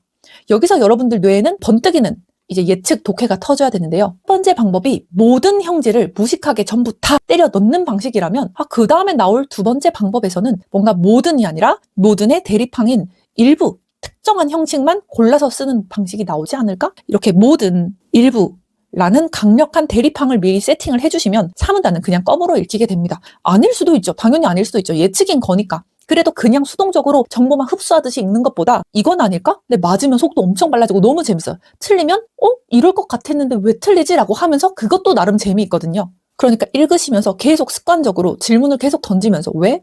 이거 아닐까? 저렇게 나오지 않을까? 모든이라는 단어로 봐서 모든과 강력한 대립항인 일부, 그 다음에 나올 방법에서는 일부 형질만 골라서 쓰는 방식이 나오지 않겠구나? 이렇게 미리 세팅을 해두시고 그 다음에 내려가는 것을 추천을 드리겠습니다. 네, 마지막 포인트 하나만 더 알려드리고 넘어가도록 하겠습니다. 앞문장 한번 다시 볼게요. 수리분류학자들은 분류군 간의 형질 차이를 나타내는 거리 행렬을 이용하여, 네, 여러분들 일문단에서 기억나시나요? 새와 파충류를 비교하면서 깃털, 날개의 존재, 이빨의 부재와 같은 형질이 다르면 거리가 멀다라고 생각했다는 거 저희 기억나시죠? 그때 저희가 아니 눈에 안 보이는 족보의 거리를 어떻게 재지? 라고 궁금해 했었는데 그 정답이 여기서 완벽하게 회수가 되는 겁니다. 생물들이 가진 형질들을 전부 조사를 해서 그 형질들이 얼마나 다르고 비슷한지 그 차이를 수학적인 거리값으로 변환해주는 그 방법이 바로 거리 행렬이구나. 즉 형질의 차이가 계통상의 거리로 환산되는 이 마법의 수단이 거리 행렬이구나 라고 지금 첫 번째 문단에 대한 궁금증이 여기서 바로 공개가 된 겁니다. 지금 이 문단을 읽고 어떤 사람들은 단순하게 소리분류학자들은 거리 행렬을 쓰는구나 라고 이 정도만 읽으실 수가 있어요. 이건 굉장히 하수인 거죠. 하지만 우리는 이 두 문장에서 예측 목차가 그대로 나왔다는 거, 또 배제의 목적과 강행적 수단의 성격, 그리고 그 다음 문단을 대비하는 모든의 대립각도 세워봤죠. 모든과 일부, 그리고 1문단에서 형질과 거리에 관한 떡밥을 완벽하게 여기서 회수까지 했습니다. 이게 바로 점 하나, 단어 하나에 목숨을 거는 출제자들의 미친 설계고 우리가 다차원 독해법으로 이걸 모조리 뜯어 먹어야 하는 이유입니다. 계속 읽어가 보도록 할게요. 개통수 작성을 위해 먼저 분류군 간 형질 비교표를 만들고 표 1.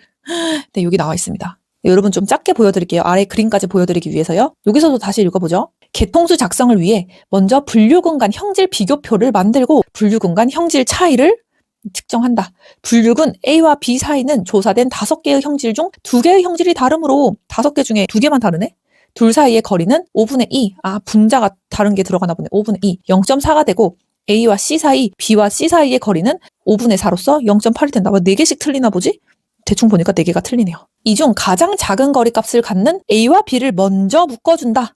이어서 묶인 A와 B를 하나의 분류군, 이렇게 먼저 묶고 그림 1이었구나. 그 다음 이어서 묶인 A와 B를 하나의 분류군 A, B로 간주하고 거리를 다시 계산한다. 이때 B와 C 사이의 거리는 A와 C 사이의 거리와 B와 C 사이의 거리의 산술 평균값인 0.8이 된다.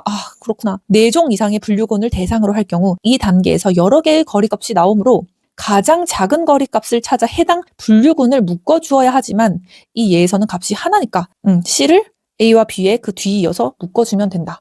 여러분 일단 제가 한 번에 읽긴 읽었는데요. 이거 천천히 문장씩 끊어가면서 다시 읽도록 하겠습니다. 드디어 올 것이 왔습니다. 지금 3문단의 핵심이죠. 거리 행렬을 계산해서 개통수를 그리는 구체적인 방법론을 아주 길고 빽빽하게 작성을 해놓았습니다. 여기서 0.4? 5분의 2? 이제 포기하자 라고 하시면 절대 안 돼요. 왜냐? 저희 오프닝에서 세팅한 마인드셋 기억나시죠? 표가 나오면 더 쉽다. 그림이 나오면 더 쉽다. 지금부터 이 긴 텍스트를 어떻게 기계적으로 처리하고 그림과 매칭을 시켜야 되는지 한번 초정밀 해체를 들어가 보도록 하겠습니다. 선생님 이렇게 그림도 나오고 글도 나오면 도대체 눈이 어디로 가야 돼요? 라는 분들을 위해서 다시 같이 그냥 시험장이라고 생각을 하고 같이 읽어볼게요. 개통수 작성을 위해 먼저 분류군 간 형질 비교표 표 1이 바로 나왔죠. 그냥 여러분은 글만 읽고 멍 때리시면 안 됩니다. 시선이 바로 표 1로 꽂혀야 돼요. 지금 표 1을 만든다고 했으니까 이게 분류군 간 형질 비교표구나. 이걸 확인을 하시고 분류군 간 형질 차이를 측정한다.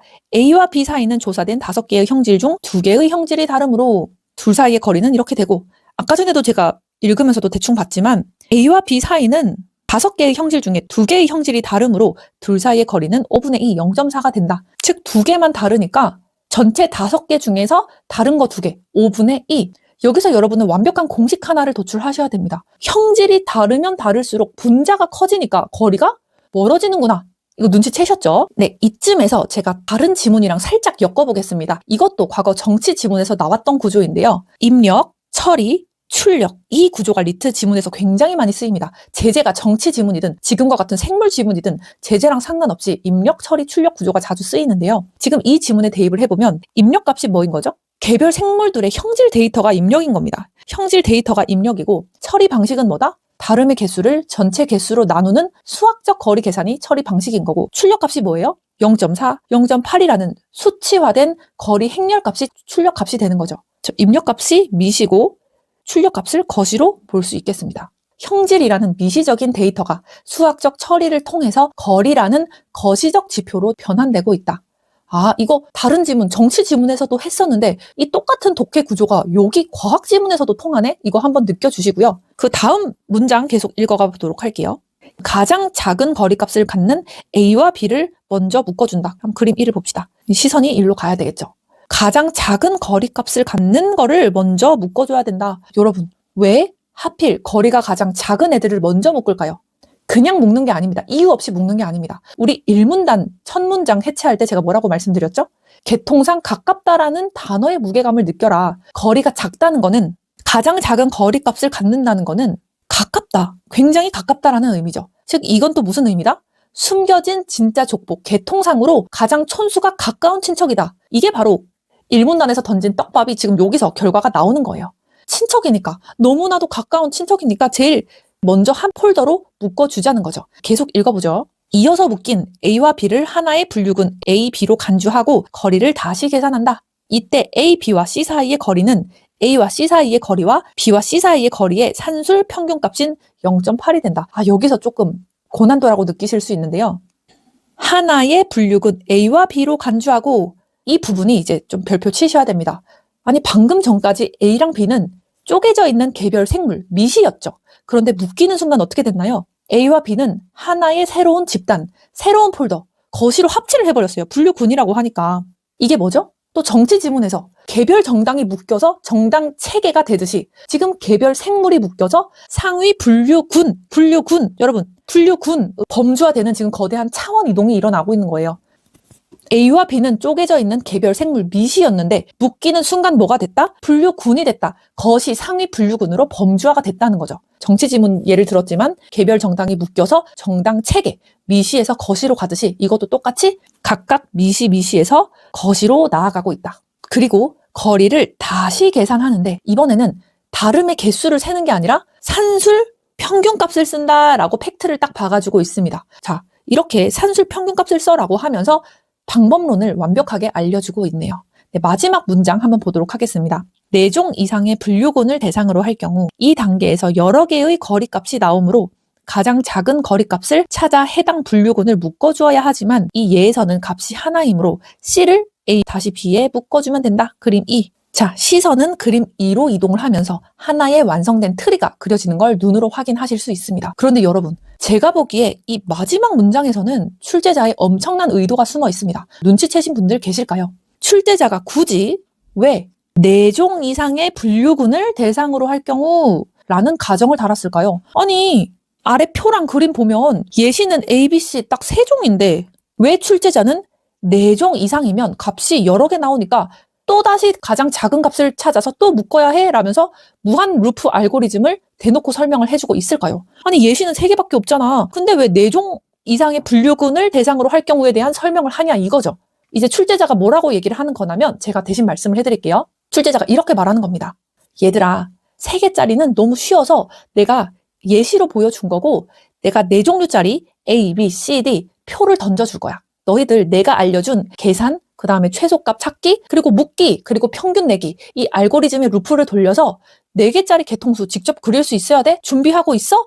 라고 완벽한 출제 예고편입니다. 네, 문제 한번 보러 갈까요? 12번 문제 보도록 하겠습니다. A, B, C, D 네 분류군의 형질 8개짜리 표가 떡하니 나오고 지문에서 분류군 8개의 형질을 조사해서 어쩌고저쩌고 바르게 나타낸 것은 이렇게 문제가 나옵니다. 즉 지문에서 4종 이상의 분류군을 대상으로 할 경우라고 밑밥을 깐 이유가 12번 문제를 풀기 위해서 완벽한 알고리즘 세팅이었던 겁니다. 자, 어떠신가요, 여러분? 이 길고 복잡해 보였던 수학적 텍스트가 딱 깔끔하게 정리가 되죠. 첫 번째, 미시적 데이터 형질이 거시적 지표 거리로 변환되는 입력, 처리, 출력의 과정에 대해서도 살펴봤고 또 가장 작은 값을 묶는다는 가깝다라는 단어의 무게감, 이 떡밥도 회수하고 또 미시 개체가 거시 범주로 합체되는 범주화의 마법도 보셨고, 그리고 12번 문제를 예고하는 4종 이상의 블로그를 대상으로 하는 이런 알고리즘 루프의 복선까지 살펴보셨습니다. 이 4가지 차원으로 완벽하게 쪼개지고 해체되는 게 보이시나요? 문장을 이렇게 읽어낸 학생은 12번 문제 가서 절대 당황하지 않겠죠. 출제자가 예고한 4개짜리 나왔네?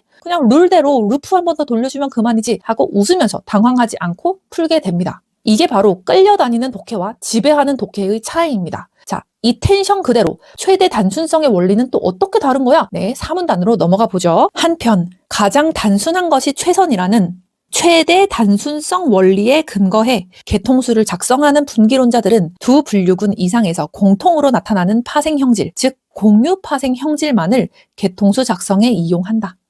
네, 하나씩 천천히 뜯어가 봅시다. 한편이라고 하네요.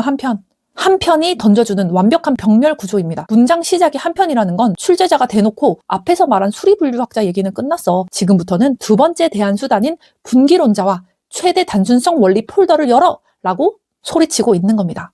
자, 3문단에서 저희가 잡았던 그 내비게이션대로 지문이 그대로 굴러가고 있는 거 느껴지시죠? 또 굉장히 중요한 포인트가 있는데요. 3문단에서 수리분류학자들이 거리 행렬을 계산할 때 제가 어떤 단어가 중요하다고 했었죠? 한번 가볼까요? 어떤 단어가 중요해? 모든이 중요하다고 했습니다. 모든. 제가 뭐라고 예측을 했었죠? 관찰된 모든 분류학적 형식을 이용한다고 했으니까 앞에서 모든 걸 다 때려 넣었다면 뒤에 나올 방법은 모든이 아니라 뭔가 일부 특정한 부분만 골라서 쓰는 방식이 나오지 않을까라고 저희 같이 예측을 했었죠. 한번 다시 가볼게요. 분기론자들은 무엇을 이용한다고 하나요? 공유 파생 형질만 일부만을 개통수 작성에 이용한다고 하고 있습니다.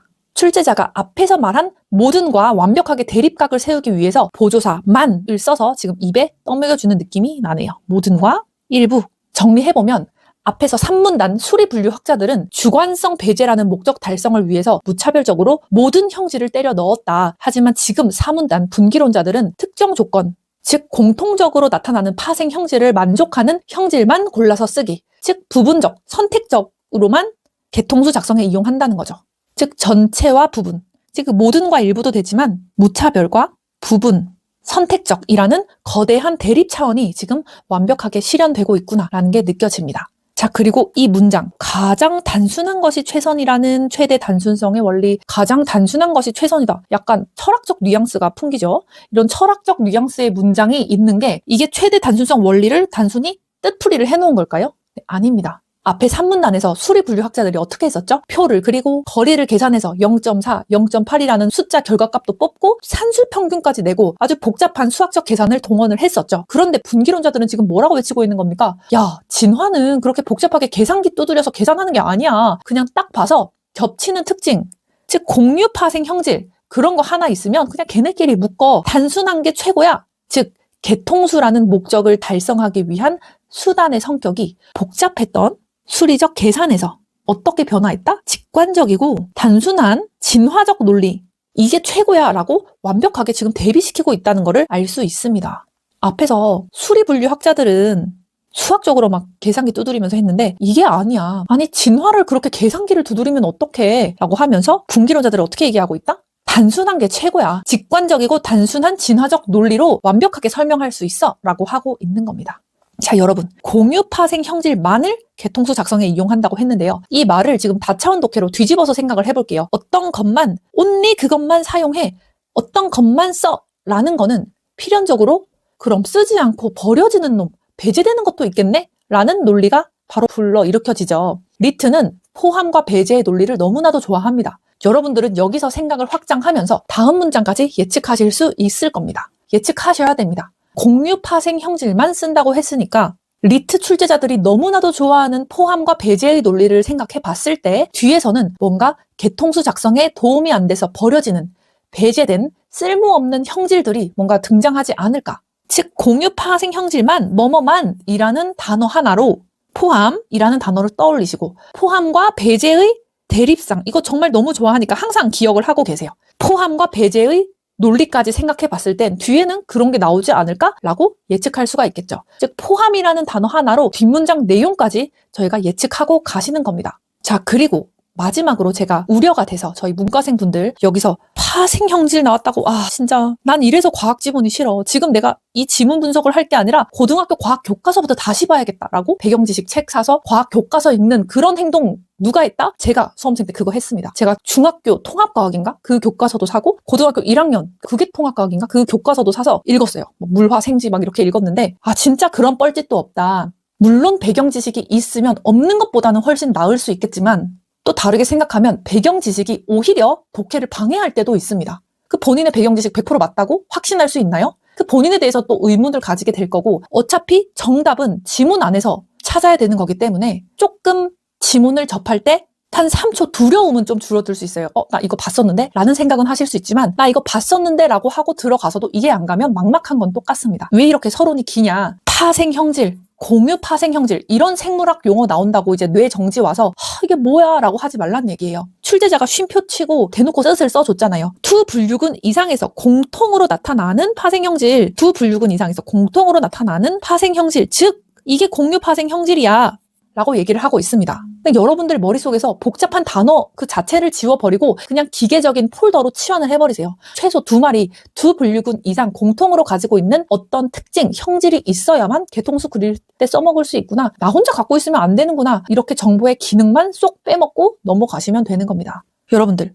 분기론자들은 공유 파생 형질만 쓴다. 이게 굉장히 단순한 문장 같은데요. 우리는 이 속에서 병렬적 목차의 전환, 그리고 전체와 부분, 모든과 만의 완벽한 대립까지도 예측해봤고 복잡과 단순의 방법론적 대비 또 배제될 형질들에 대한 강력한 예측까지 모조리 다 뽑아내봤습니다. 그 다음 문장들도 계속 읽어보도록 하겠습니다. 원시 형질이나 단 하나의 분류군에서만 나타나는 파생형질인 자가 파생형질은 타 분류군과의 유형관계 규명에 도움을 주지는 못한다. 어떤 형질이 파생형질인지 확인하기 위해서는 계통진화학적 정보가 필요하다. 여기까지 한번 보도록 할게요. 출제자가 지금 어떤 단어들을 던졌나요? 원시형질, 자가파생형질, 이 녀석들이 어떻다고요? 유형관계 규명에 도움을 주지는 못해 라면서 칼같이 쳐내고 있죠. 자, 앞문장에서 공유파생형질은 포함하고 지금 이번 문장에서는 원시형질이나 자가파생형질은 유형관계 규명에 도움을 주지 못해. 이거는 배제할 거야. 라고 하고 있습니다. 저희가 예측했던 포함과 배제 구조가 바로 완성이 되었죠. 리트는 이런 대립항을 가지고 선택지에서 장난을 칠 확률이 굉장히 높습니다. 그 다음 문장의 마지막 서술어 좀 보도록 하겠습니다. 어떤 형질이 파생형질인지 확인하기 위해서는 계통 진화학적 정보가 필요하다. 뭐뭐인지 확인하기 위해서는 뭐뭐하기 위해서는 뭐뭐가 필요하다. 이런 표현 나오면 무슨 차원 떠올리라고 말씀드렸죠? 수단 목적입니다. 지금 이 문장 안에서 작은 수단 목적 폴더가 하나 더 열린 거예요. 소목적이 뭐다? 소목적이 얘가 파생형질인지 아닌지를 확인하는 것. 이를 위해서는 필요한 수단이 뭐다? 계통 진화학적 정보다. 즉 분기론자들이 최대 단순성 원리라는 큰 수단을 쓰려면 그 전에 계통 진화학적 정보라는 선행 수단, 아주 작은 데이터가 반드시 필요하다는 아주 까다로운 작동 요건까지 노출되고 있습니다. 그 다음 마지막 포인트인데요. 저 수리분류학, 앞에 3문단에서 있었던 수리분류학과 지금 4문단의 분기론이 어떻게 인식론적으로 대립을 하는지 한번 살펴보려고 합니다. 여러분들, 계통진화학적 정보가 필요하다. 계통진화학적 정보. 근데 이 단어를 보고 뭔가 느끼는 게 있으셔야 됩니다. 지금 계통진화학적 정보는 1문단 저희 맨 마지막 한번 가볼게요. 1문단 맨 마지막에서 조류가 파충류로부터 진화했다라고 쓰일 때 그 파충류 기원설, 그 역사적 족보 얘기를 지금 다시 하고 있는 거죠. 저희 수리학자들, 수리분류학자들 거리 행렬 다시 떠올려 볼까요? 걔네들은 표를 어떻게 그렸나요? 지금 눈앞에 관찰되는 형질이 플러스야 마이너스야? 이 다름의 개수가 몇 개야? 라고 바로 눈앞에 관찰되는 형질만을 보고 개수를 세서 수학적으로 계산을 해버렸습니다. 즉 수리분류학자들은 과거의 역사는 알 필요 없고 오직 현재 눈에 보이는 정태적 데이터만 때려 넣은 거죠. 요걸 보고 설명을 드릴게요. 수리 분류학자들은 뭐다? 현재 눈에 보이는 정태적, 이것도 영어 다시 써드릴게요. 스태틱 데이터만 때려 넣은 거다. 그런데 지금 분기론자들은 뭐라고 하고 있나요? 야, 계산기만 두드리지 마. 이 특징이 옛날 조상 때는 없었는데 진화 과정에서 새로 생겨난 건지 아니면 옛날부터 있었던 건지 그거는 과거의 진화 역사, 계통 진화학적 정보를 알아야만 계통수를 그릴 수 있는 거야. 무슨 이렇게 눈앞에 보이는 거 가지고 계산만 하고 그러냐. 즉 분기론자들은 뭐다? 동태적이라는 거죠. 지금 이 거대한 방법론적, 인식론적 대립 차원을 그냥 어떤 형질이 파생 형질인지 확인하기 위해서는 계통 진화학적 정보가 필요하다. 이 한 문장, 이 조건 속에 지금 완벽하게 압축해서 숨겨놓은 겁니다. 이 문장을 통해서 정태적, 동태적 차원을 뽑아내셔야 되고요. 이것까지 뚫어내셨다면 지금 여러분들은 출제자의 머리 꼭대기에 올라가서 지문을 지배하고 있는 게 맞습니다. 다음 문장 계속 읽어보도록 하겠습니다. 곤충의 예에서 화석에 나타난 초기 곤충은 날개가 없었는데 진화 과정에서 날개가 출현했다는 것을 알고 있어야만 날개 없음이 원시 형질이고 날개 있음이 파생 형질임을 알 수 있다. 자, 문장의 시작 부분부터 하나씩 천천히 살펴보도록 하겠습니다. 첫 번째 포인트, 문장 시작이 곤충의 예에서입니다.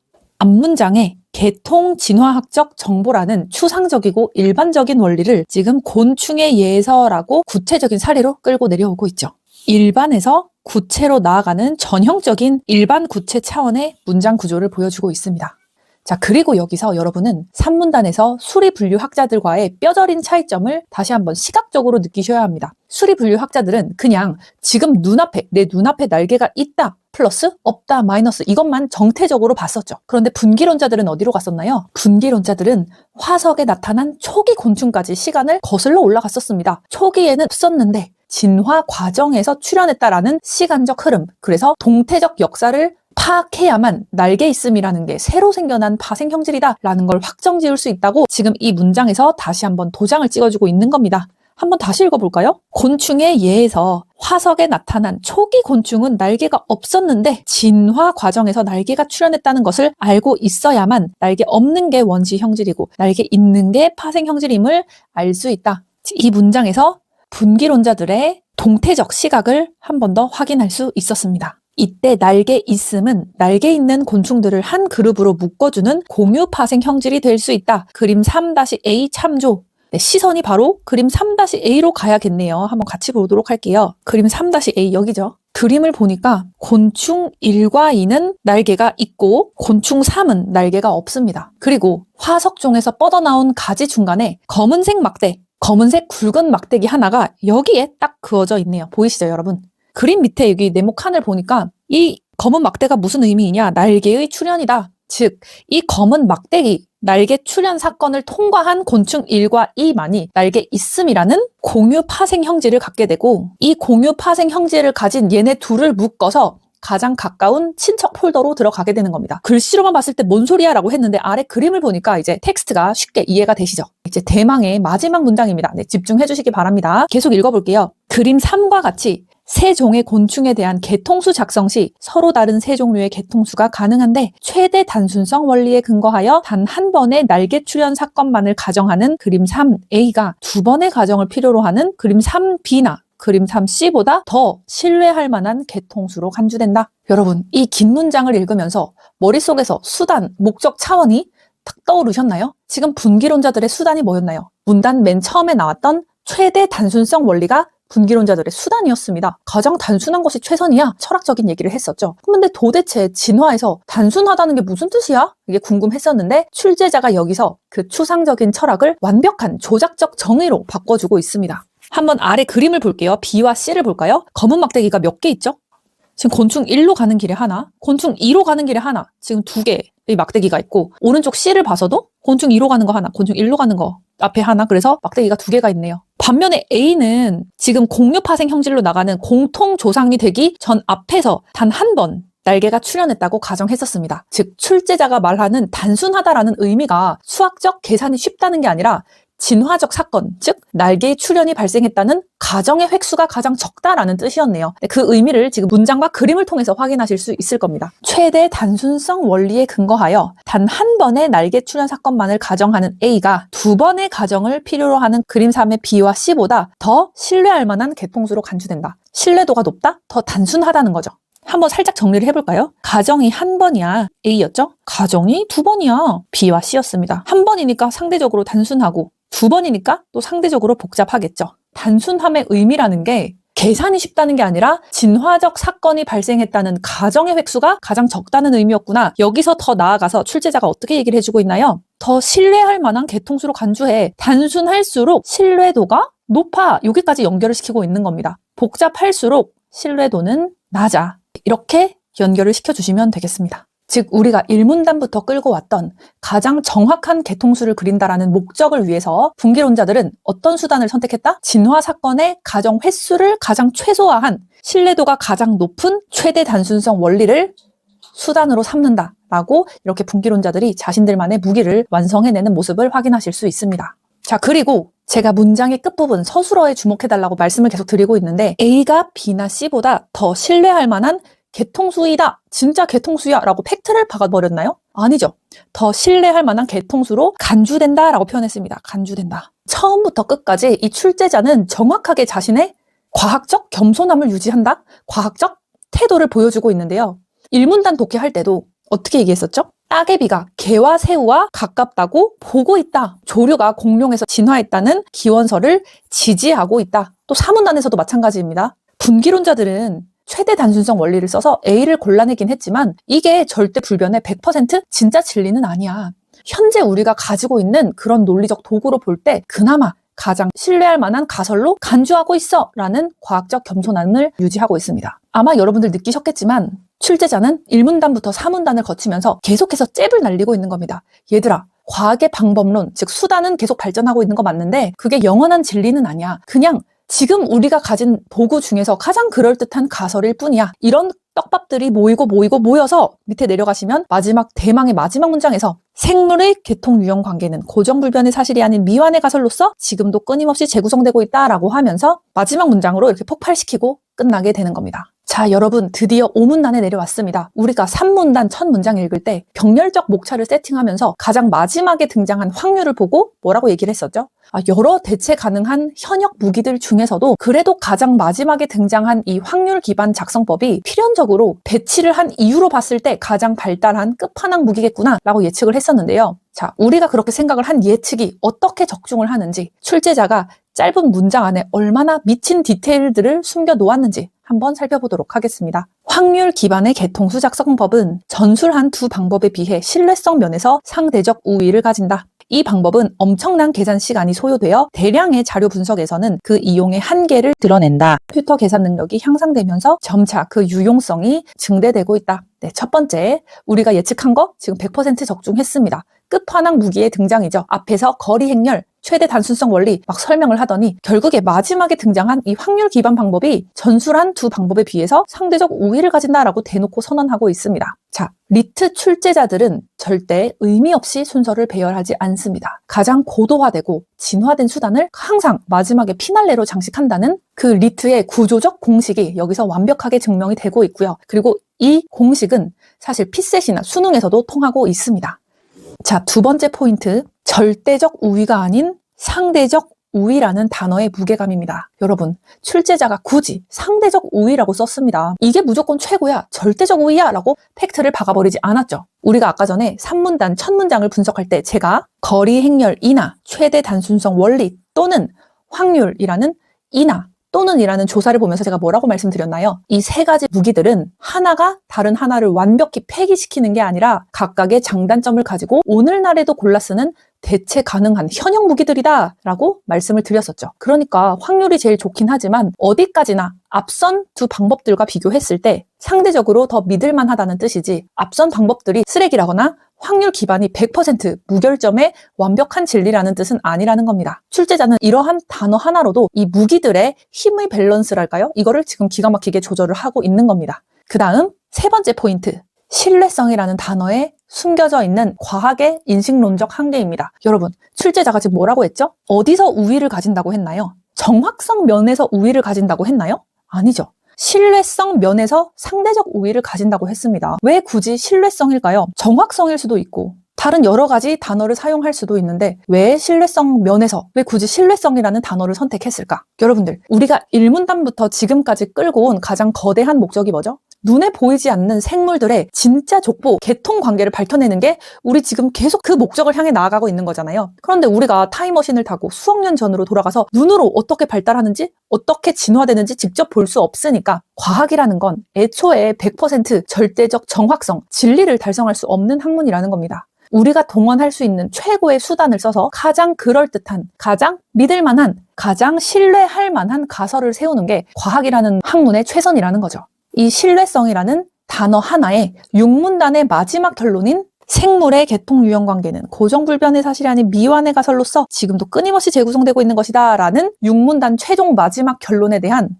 엄청난 철학적 복선이다. 단어 하나하나를 함부로 선택하지 않았다는 거 느껴지실 겁니다. 그리고 여러분 또 혹시 소름 돋으시는 분들 계실 수도 있는데 지금 컴퓨터가 등장했죠? 컴퓨터 계산 능력이 향상됐다라고 하는 걸로 봐서 컴퓨터가 지금 등장했다는 얘기를 이 문장에서 쓰고 있는데 여러분들 이 문단 세 번째 문장으로 한번 돌아가 보도록 하겠습니다. 개통수 작성 자료와 방법이 질적으로 향상된 원인이 뭐라고 했죠? 인접학문의 발전에 힘입어 라고 했습니다. 이때 우리가 아까 전에 인접학문이 수학, 통계학 같은 거겠네 라고 예측을 했었죠. 그런데 지금 5문단에 와보니까 하나가 더 있었던 겁니다. 인접학문이 컴퓨터 공학까지 포함된 얘기였네.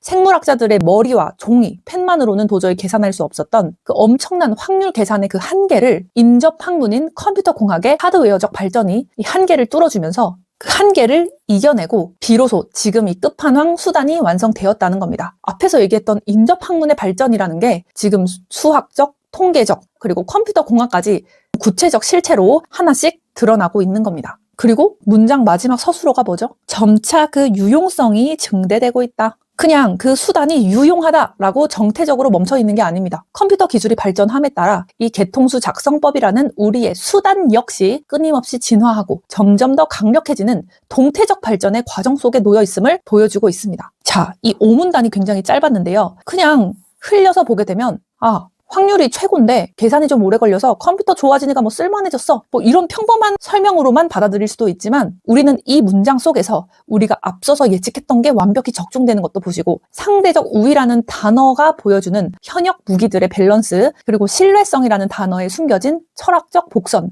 또 이 문단에서 인접학문이 뭐지라는 추상적 단어를 썼었는데 지금 컴퓨터 공학이라고 구체적 실체로까지 드러났습니다. 또 진화하는 수단의 동태성까지 전부 다 5문단에서 출제자가 설계해 놓은 모든 출제자의 설계를 모두 뽑아봤습니다. 자, 이제 정말 다 왔는데요. 이 수단들의 기나긴 발전 과정을 거쳐서 출제자는 도대체 우리한테 어떤 거대한 메타적 깨달음을 주려고 이 글을 썼을까요? 이 지문의 진정한 마침표, 6문단 얼마 안 남았는데 한번 보도록 하겠습니다. 현재 개통분류학자들은 지구상의 모든 생물을 아우르는 거대 개통수 작성에 심혈을 기울이고 있다. 따라서 기존에 알려진 개통 유형 관계는 머지않은 장래에 상당한 변화를 겪게 될 것이다. 생물의 개통 유형 관계는 고정불변의 사실이 아닌 미완의 가설로서 지금도 끊임없이 재구성되고 있는 것이다. 자, 세 문장인데요. 앞으로도 계속해서 바뀔 수 있다는 거구나. 이렇게 그냥 고개 끄덕이시고 넘어가면 절대 안 됩니다. 자, 하나씩 포인트들을 뽑아보도록 할게요.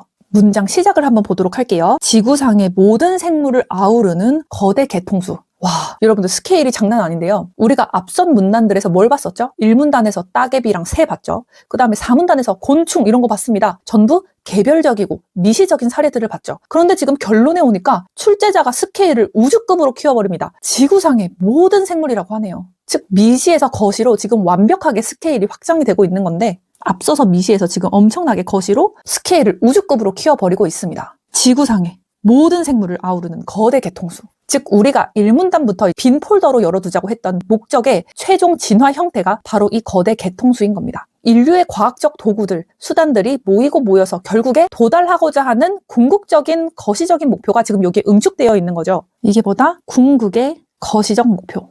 두 번째 포인트, 두 번째 문장 한번 볼게요. 기존에 알려진 개통 유형 관계는 머지않은 장래에 상당한 변화를 겪게 될 것이다. 여러분, 1문단과 2문단 내용 기억나시죠?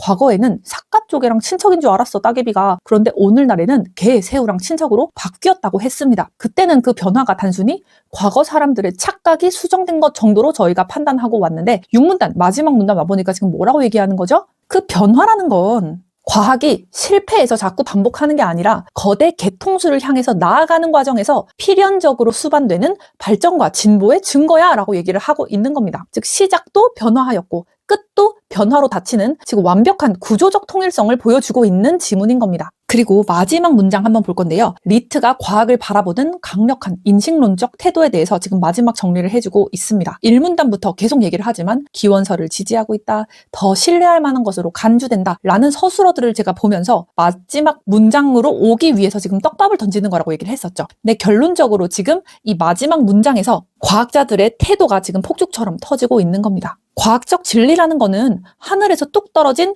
고정불변의 사실이 아니야. 우리가 가지고 있는 수단, 그 수단이 허락하는 한도 내에서 가장 신뢰할 만한 미완의 가설일 뿐이라는 거죠. 즉 대립항을 세워보면 어떻다? 고정불변의 사실은 그냥 여기 대놓고 쓸게요. 고정불변의 사실은 정태적이고 절대적이죠. 하지만 이게 아니라 미완의 가설, 즉 동태적이고 상대적이야 이라고 마지막에 굉장히 중요한 대립항을 내세우면서 이 지문이 끝나고 있습니다. 과거 리트 정당수 산정 방식 지문 얘기를 잠깐 해오면 그때도 현실이 유동적이고 복잡하기 때문에 정당수를 세는 완벽한 단일 기준은 없어 분석 목적에 따라 달라지는 유동적인 값이야 라고 정치 지문에서도 결론을 내렸었는데 지금 이 생물 지문도 완전히 똑같습니다. 과학적 진리는 뭐다? 고정불변의 사실이 아니야. 그냥 우리가 가지고 있는 수단 내에서 그냥 최대로 신뢰할 만한 미완의 가설일 뿐이라는 겁니다. 또 마지막 포인트로 지금 이 문단에서도 수단과 목적, 주차원의 최종 메타 결론이 나오고 있는데요. 지금도 끊임없이 재구성되고 있는 것이다. 이 문장에 집중을 해보겠습니다. 왜 끊임없이 재구성될까요?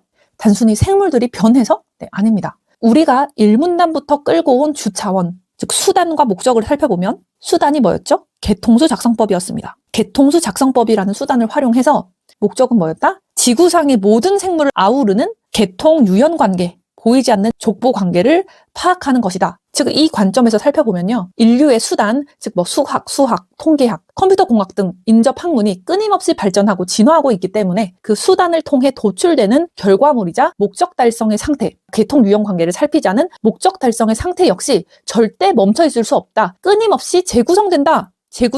동태적이다라는 얘기를 또 하고 있는 거죠. 법학 지문 베이직사 대 레빈슨 사건 혹시 기억나시는 분들 그 지문에서도 어떤 수단을 선택하느냐에 따라서 결과와 목적 달성 여부가 달라졌는데요. 지금 이 지문도 똑같습니다. 수단이 진화하면 그 수단에 따라 결과도 진화한다는 겁니다. 여러분들 이 지문은요. 단순한 정보 나열형 글이 아닙니다. 1문단에서 현상을 던지고 2에서 5문단까지 그 현상을 만들어낸 구체적인 도구, 수단들을 나열하고 비교한 다음에 마지막 6문단에서는 그래서 결국 과학적 지식이라는 건 도구 발전에 따라 영원히 진화되는 미완성의 가설이야 라는 철학적이고 메타적인 평가로 고도를 확 높이면서 끝나는 제 기준에서는 리트의 교과서 같은 완벽한 글이 아닐까라는 생각이 듭니다. 이제 지문 분석이 끝났는데요. 여러분들 처음에는 저희가 3초 한번 볼까요? 라고 했을 땐 너무 복잡해 생물이야? 거기다가 표랑 그림도 있어? 숨이 턱 막히는 것 같았죠. 하지만 지금 우리가 함께 다차원 독해법을 통해서 수단과 목적이라는 거대한 안경을 끼고 외견, 개통이라는 틀도 잡고 모든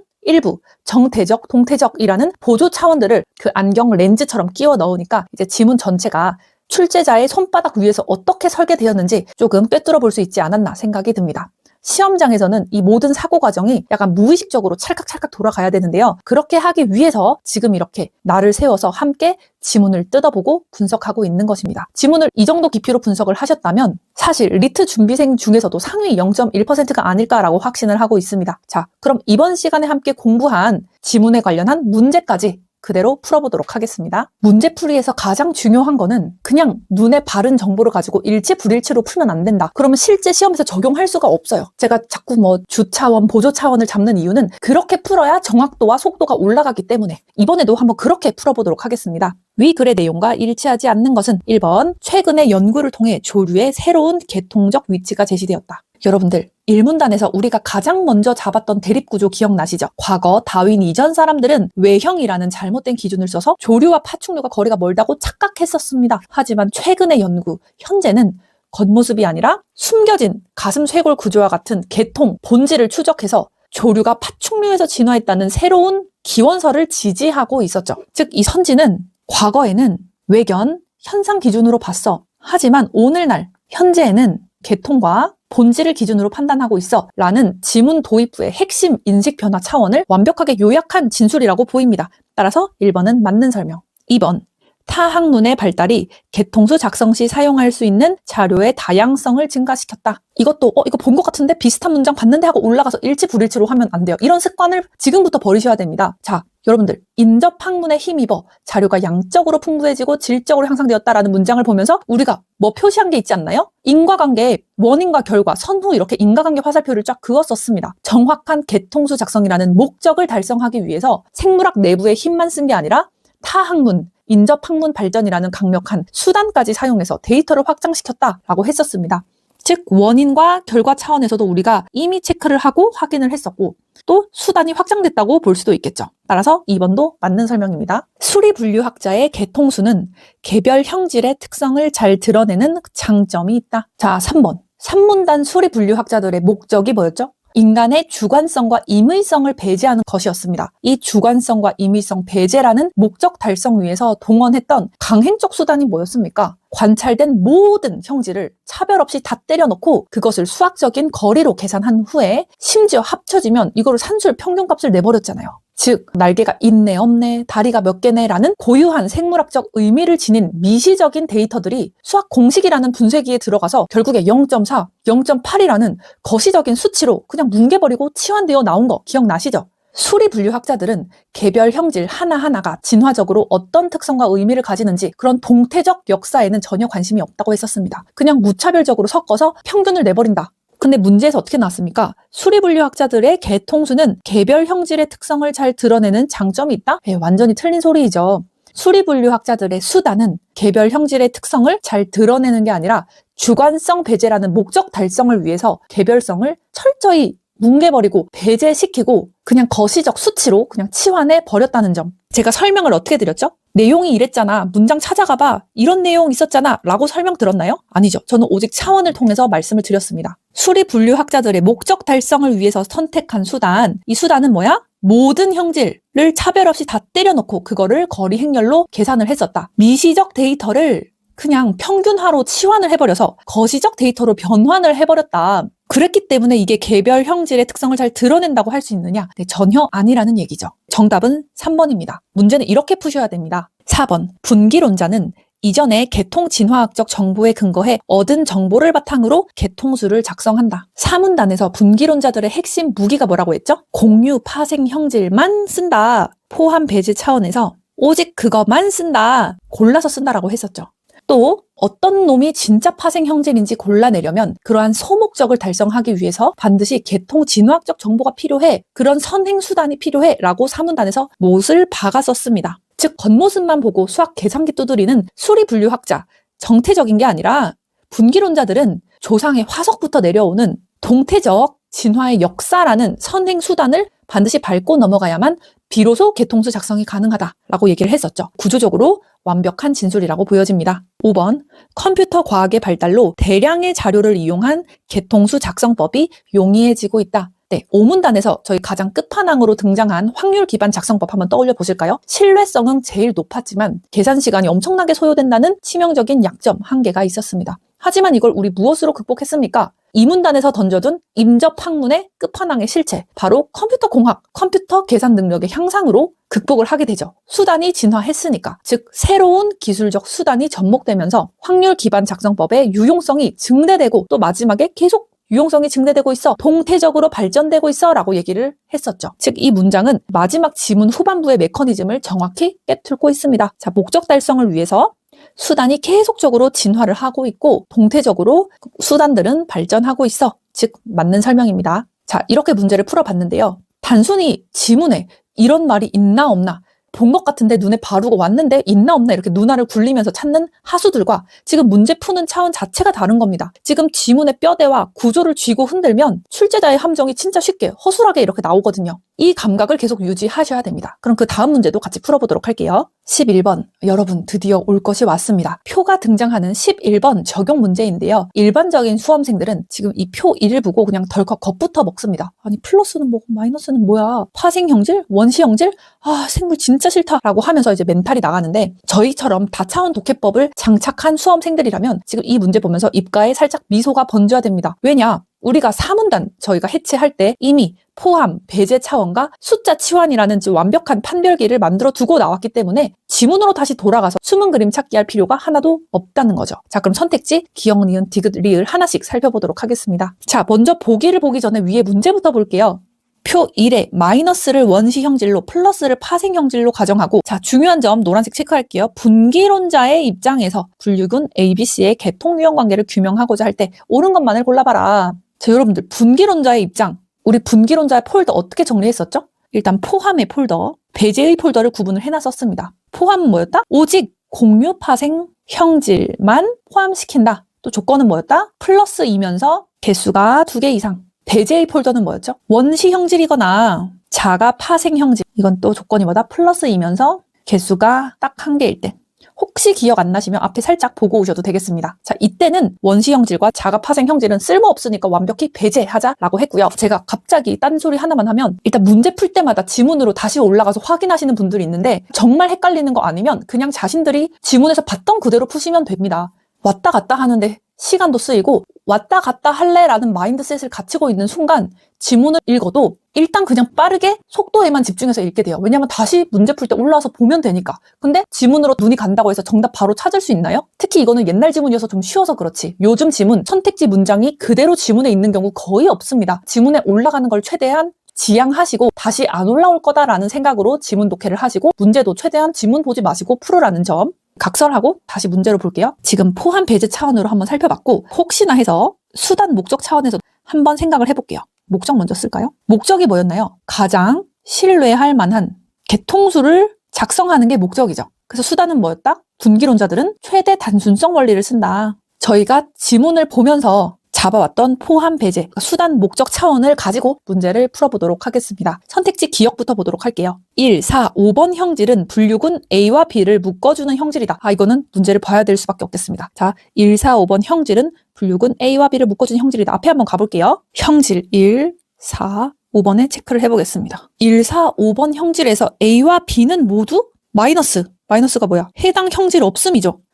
지금 마이너스는 해당 형질이 없다라는 건데 지금 사문단에서 해당 형질이 없는 건 지금 원시 형질이라고 분명히 전제를 해주고 있죠. 즉 우리 분기론자들은 원시 형질을 어떻게 취급했습니까? 유형관계 규명에 도움을 주지 못한다라고 해서 포함이 아니라 배제 폴더에 넣어버렸습니다. 배제돼서 버려진 데이터인데 이거를 A와 B로 한 폴더에 묶어준다고요? 지금 차원 자체가 정반대로 충돌을 하고 있죠. 네, 굉장히 쉬운 오답입니다. 1번, 4번, 5번 형질은 원시 형질로서 배제 폴더로 들어간 건데 이 형질을 가지고 분류군 A와 B를 묶어줄 수 있다? 네, 이거는 1초 만에 쳐내야 하는 오답이다. 1번을 확실하게 제끼시면 또 불안해서 이거 보기 1, 2, 3, 4 기억, 니은, 디귿, 리을 다 보시는 분들이 있는데 저는 선택지 속어 시간이 굉장히 부족하잖아요. 이 경우에는 니은만 확인하면 정답 고를 수 있겠죠. 그럼 디귿, 리을 볼 필요도 없다. 자신을 믿고 시간을 아끼자라는 얘기를 드리고 싶었고요. 저는 보기 하나하나 전부 다 보도록 하겠습니다. 자, 니은 선택지 한번 볼게요. 2번 형질은 분류군 B의 자가 파생 형질이다. 다시 2번 형질은 분류군 B의 자가 파생 형질이다. 자가 파생 형질이 뭐였죠? 한번 올라가 볼까요? 자가 파생 형질.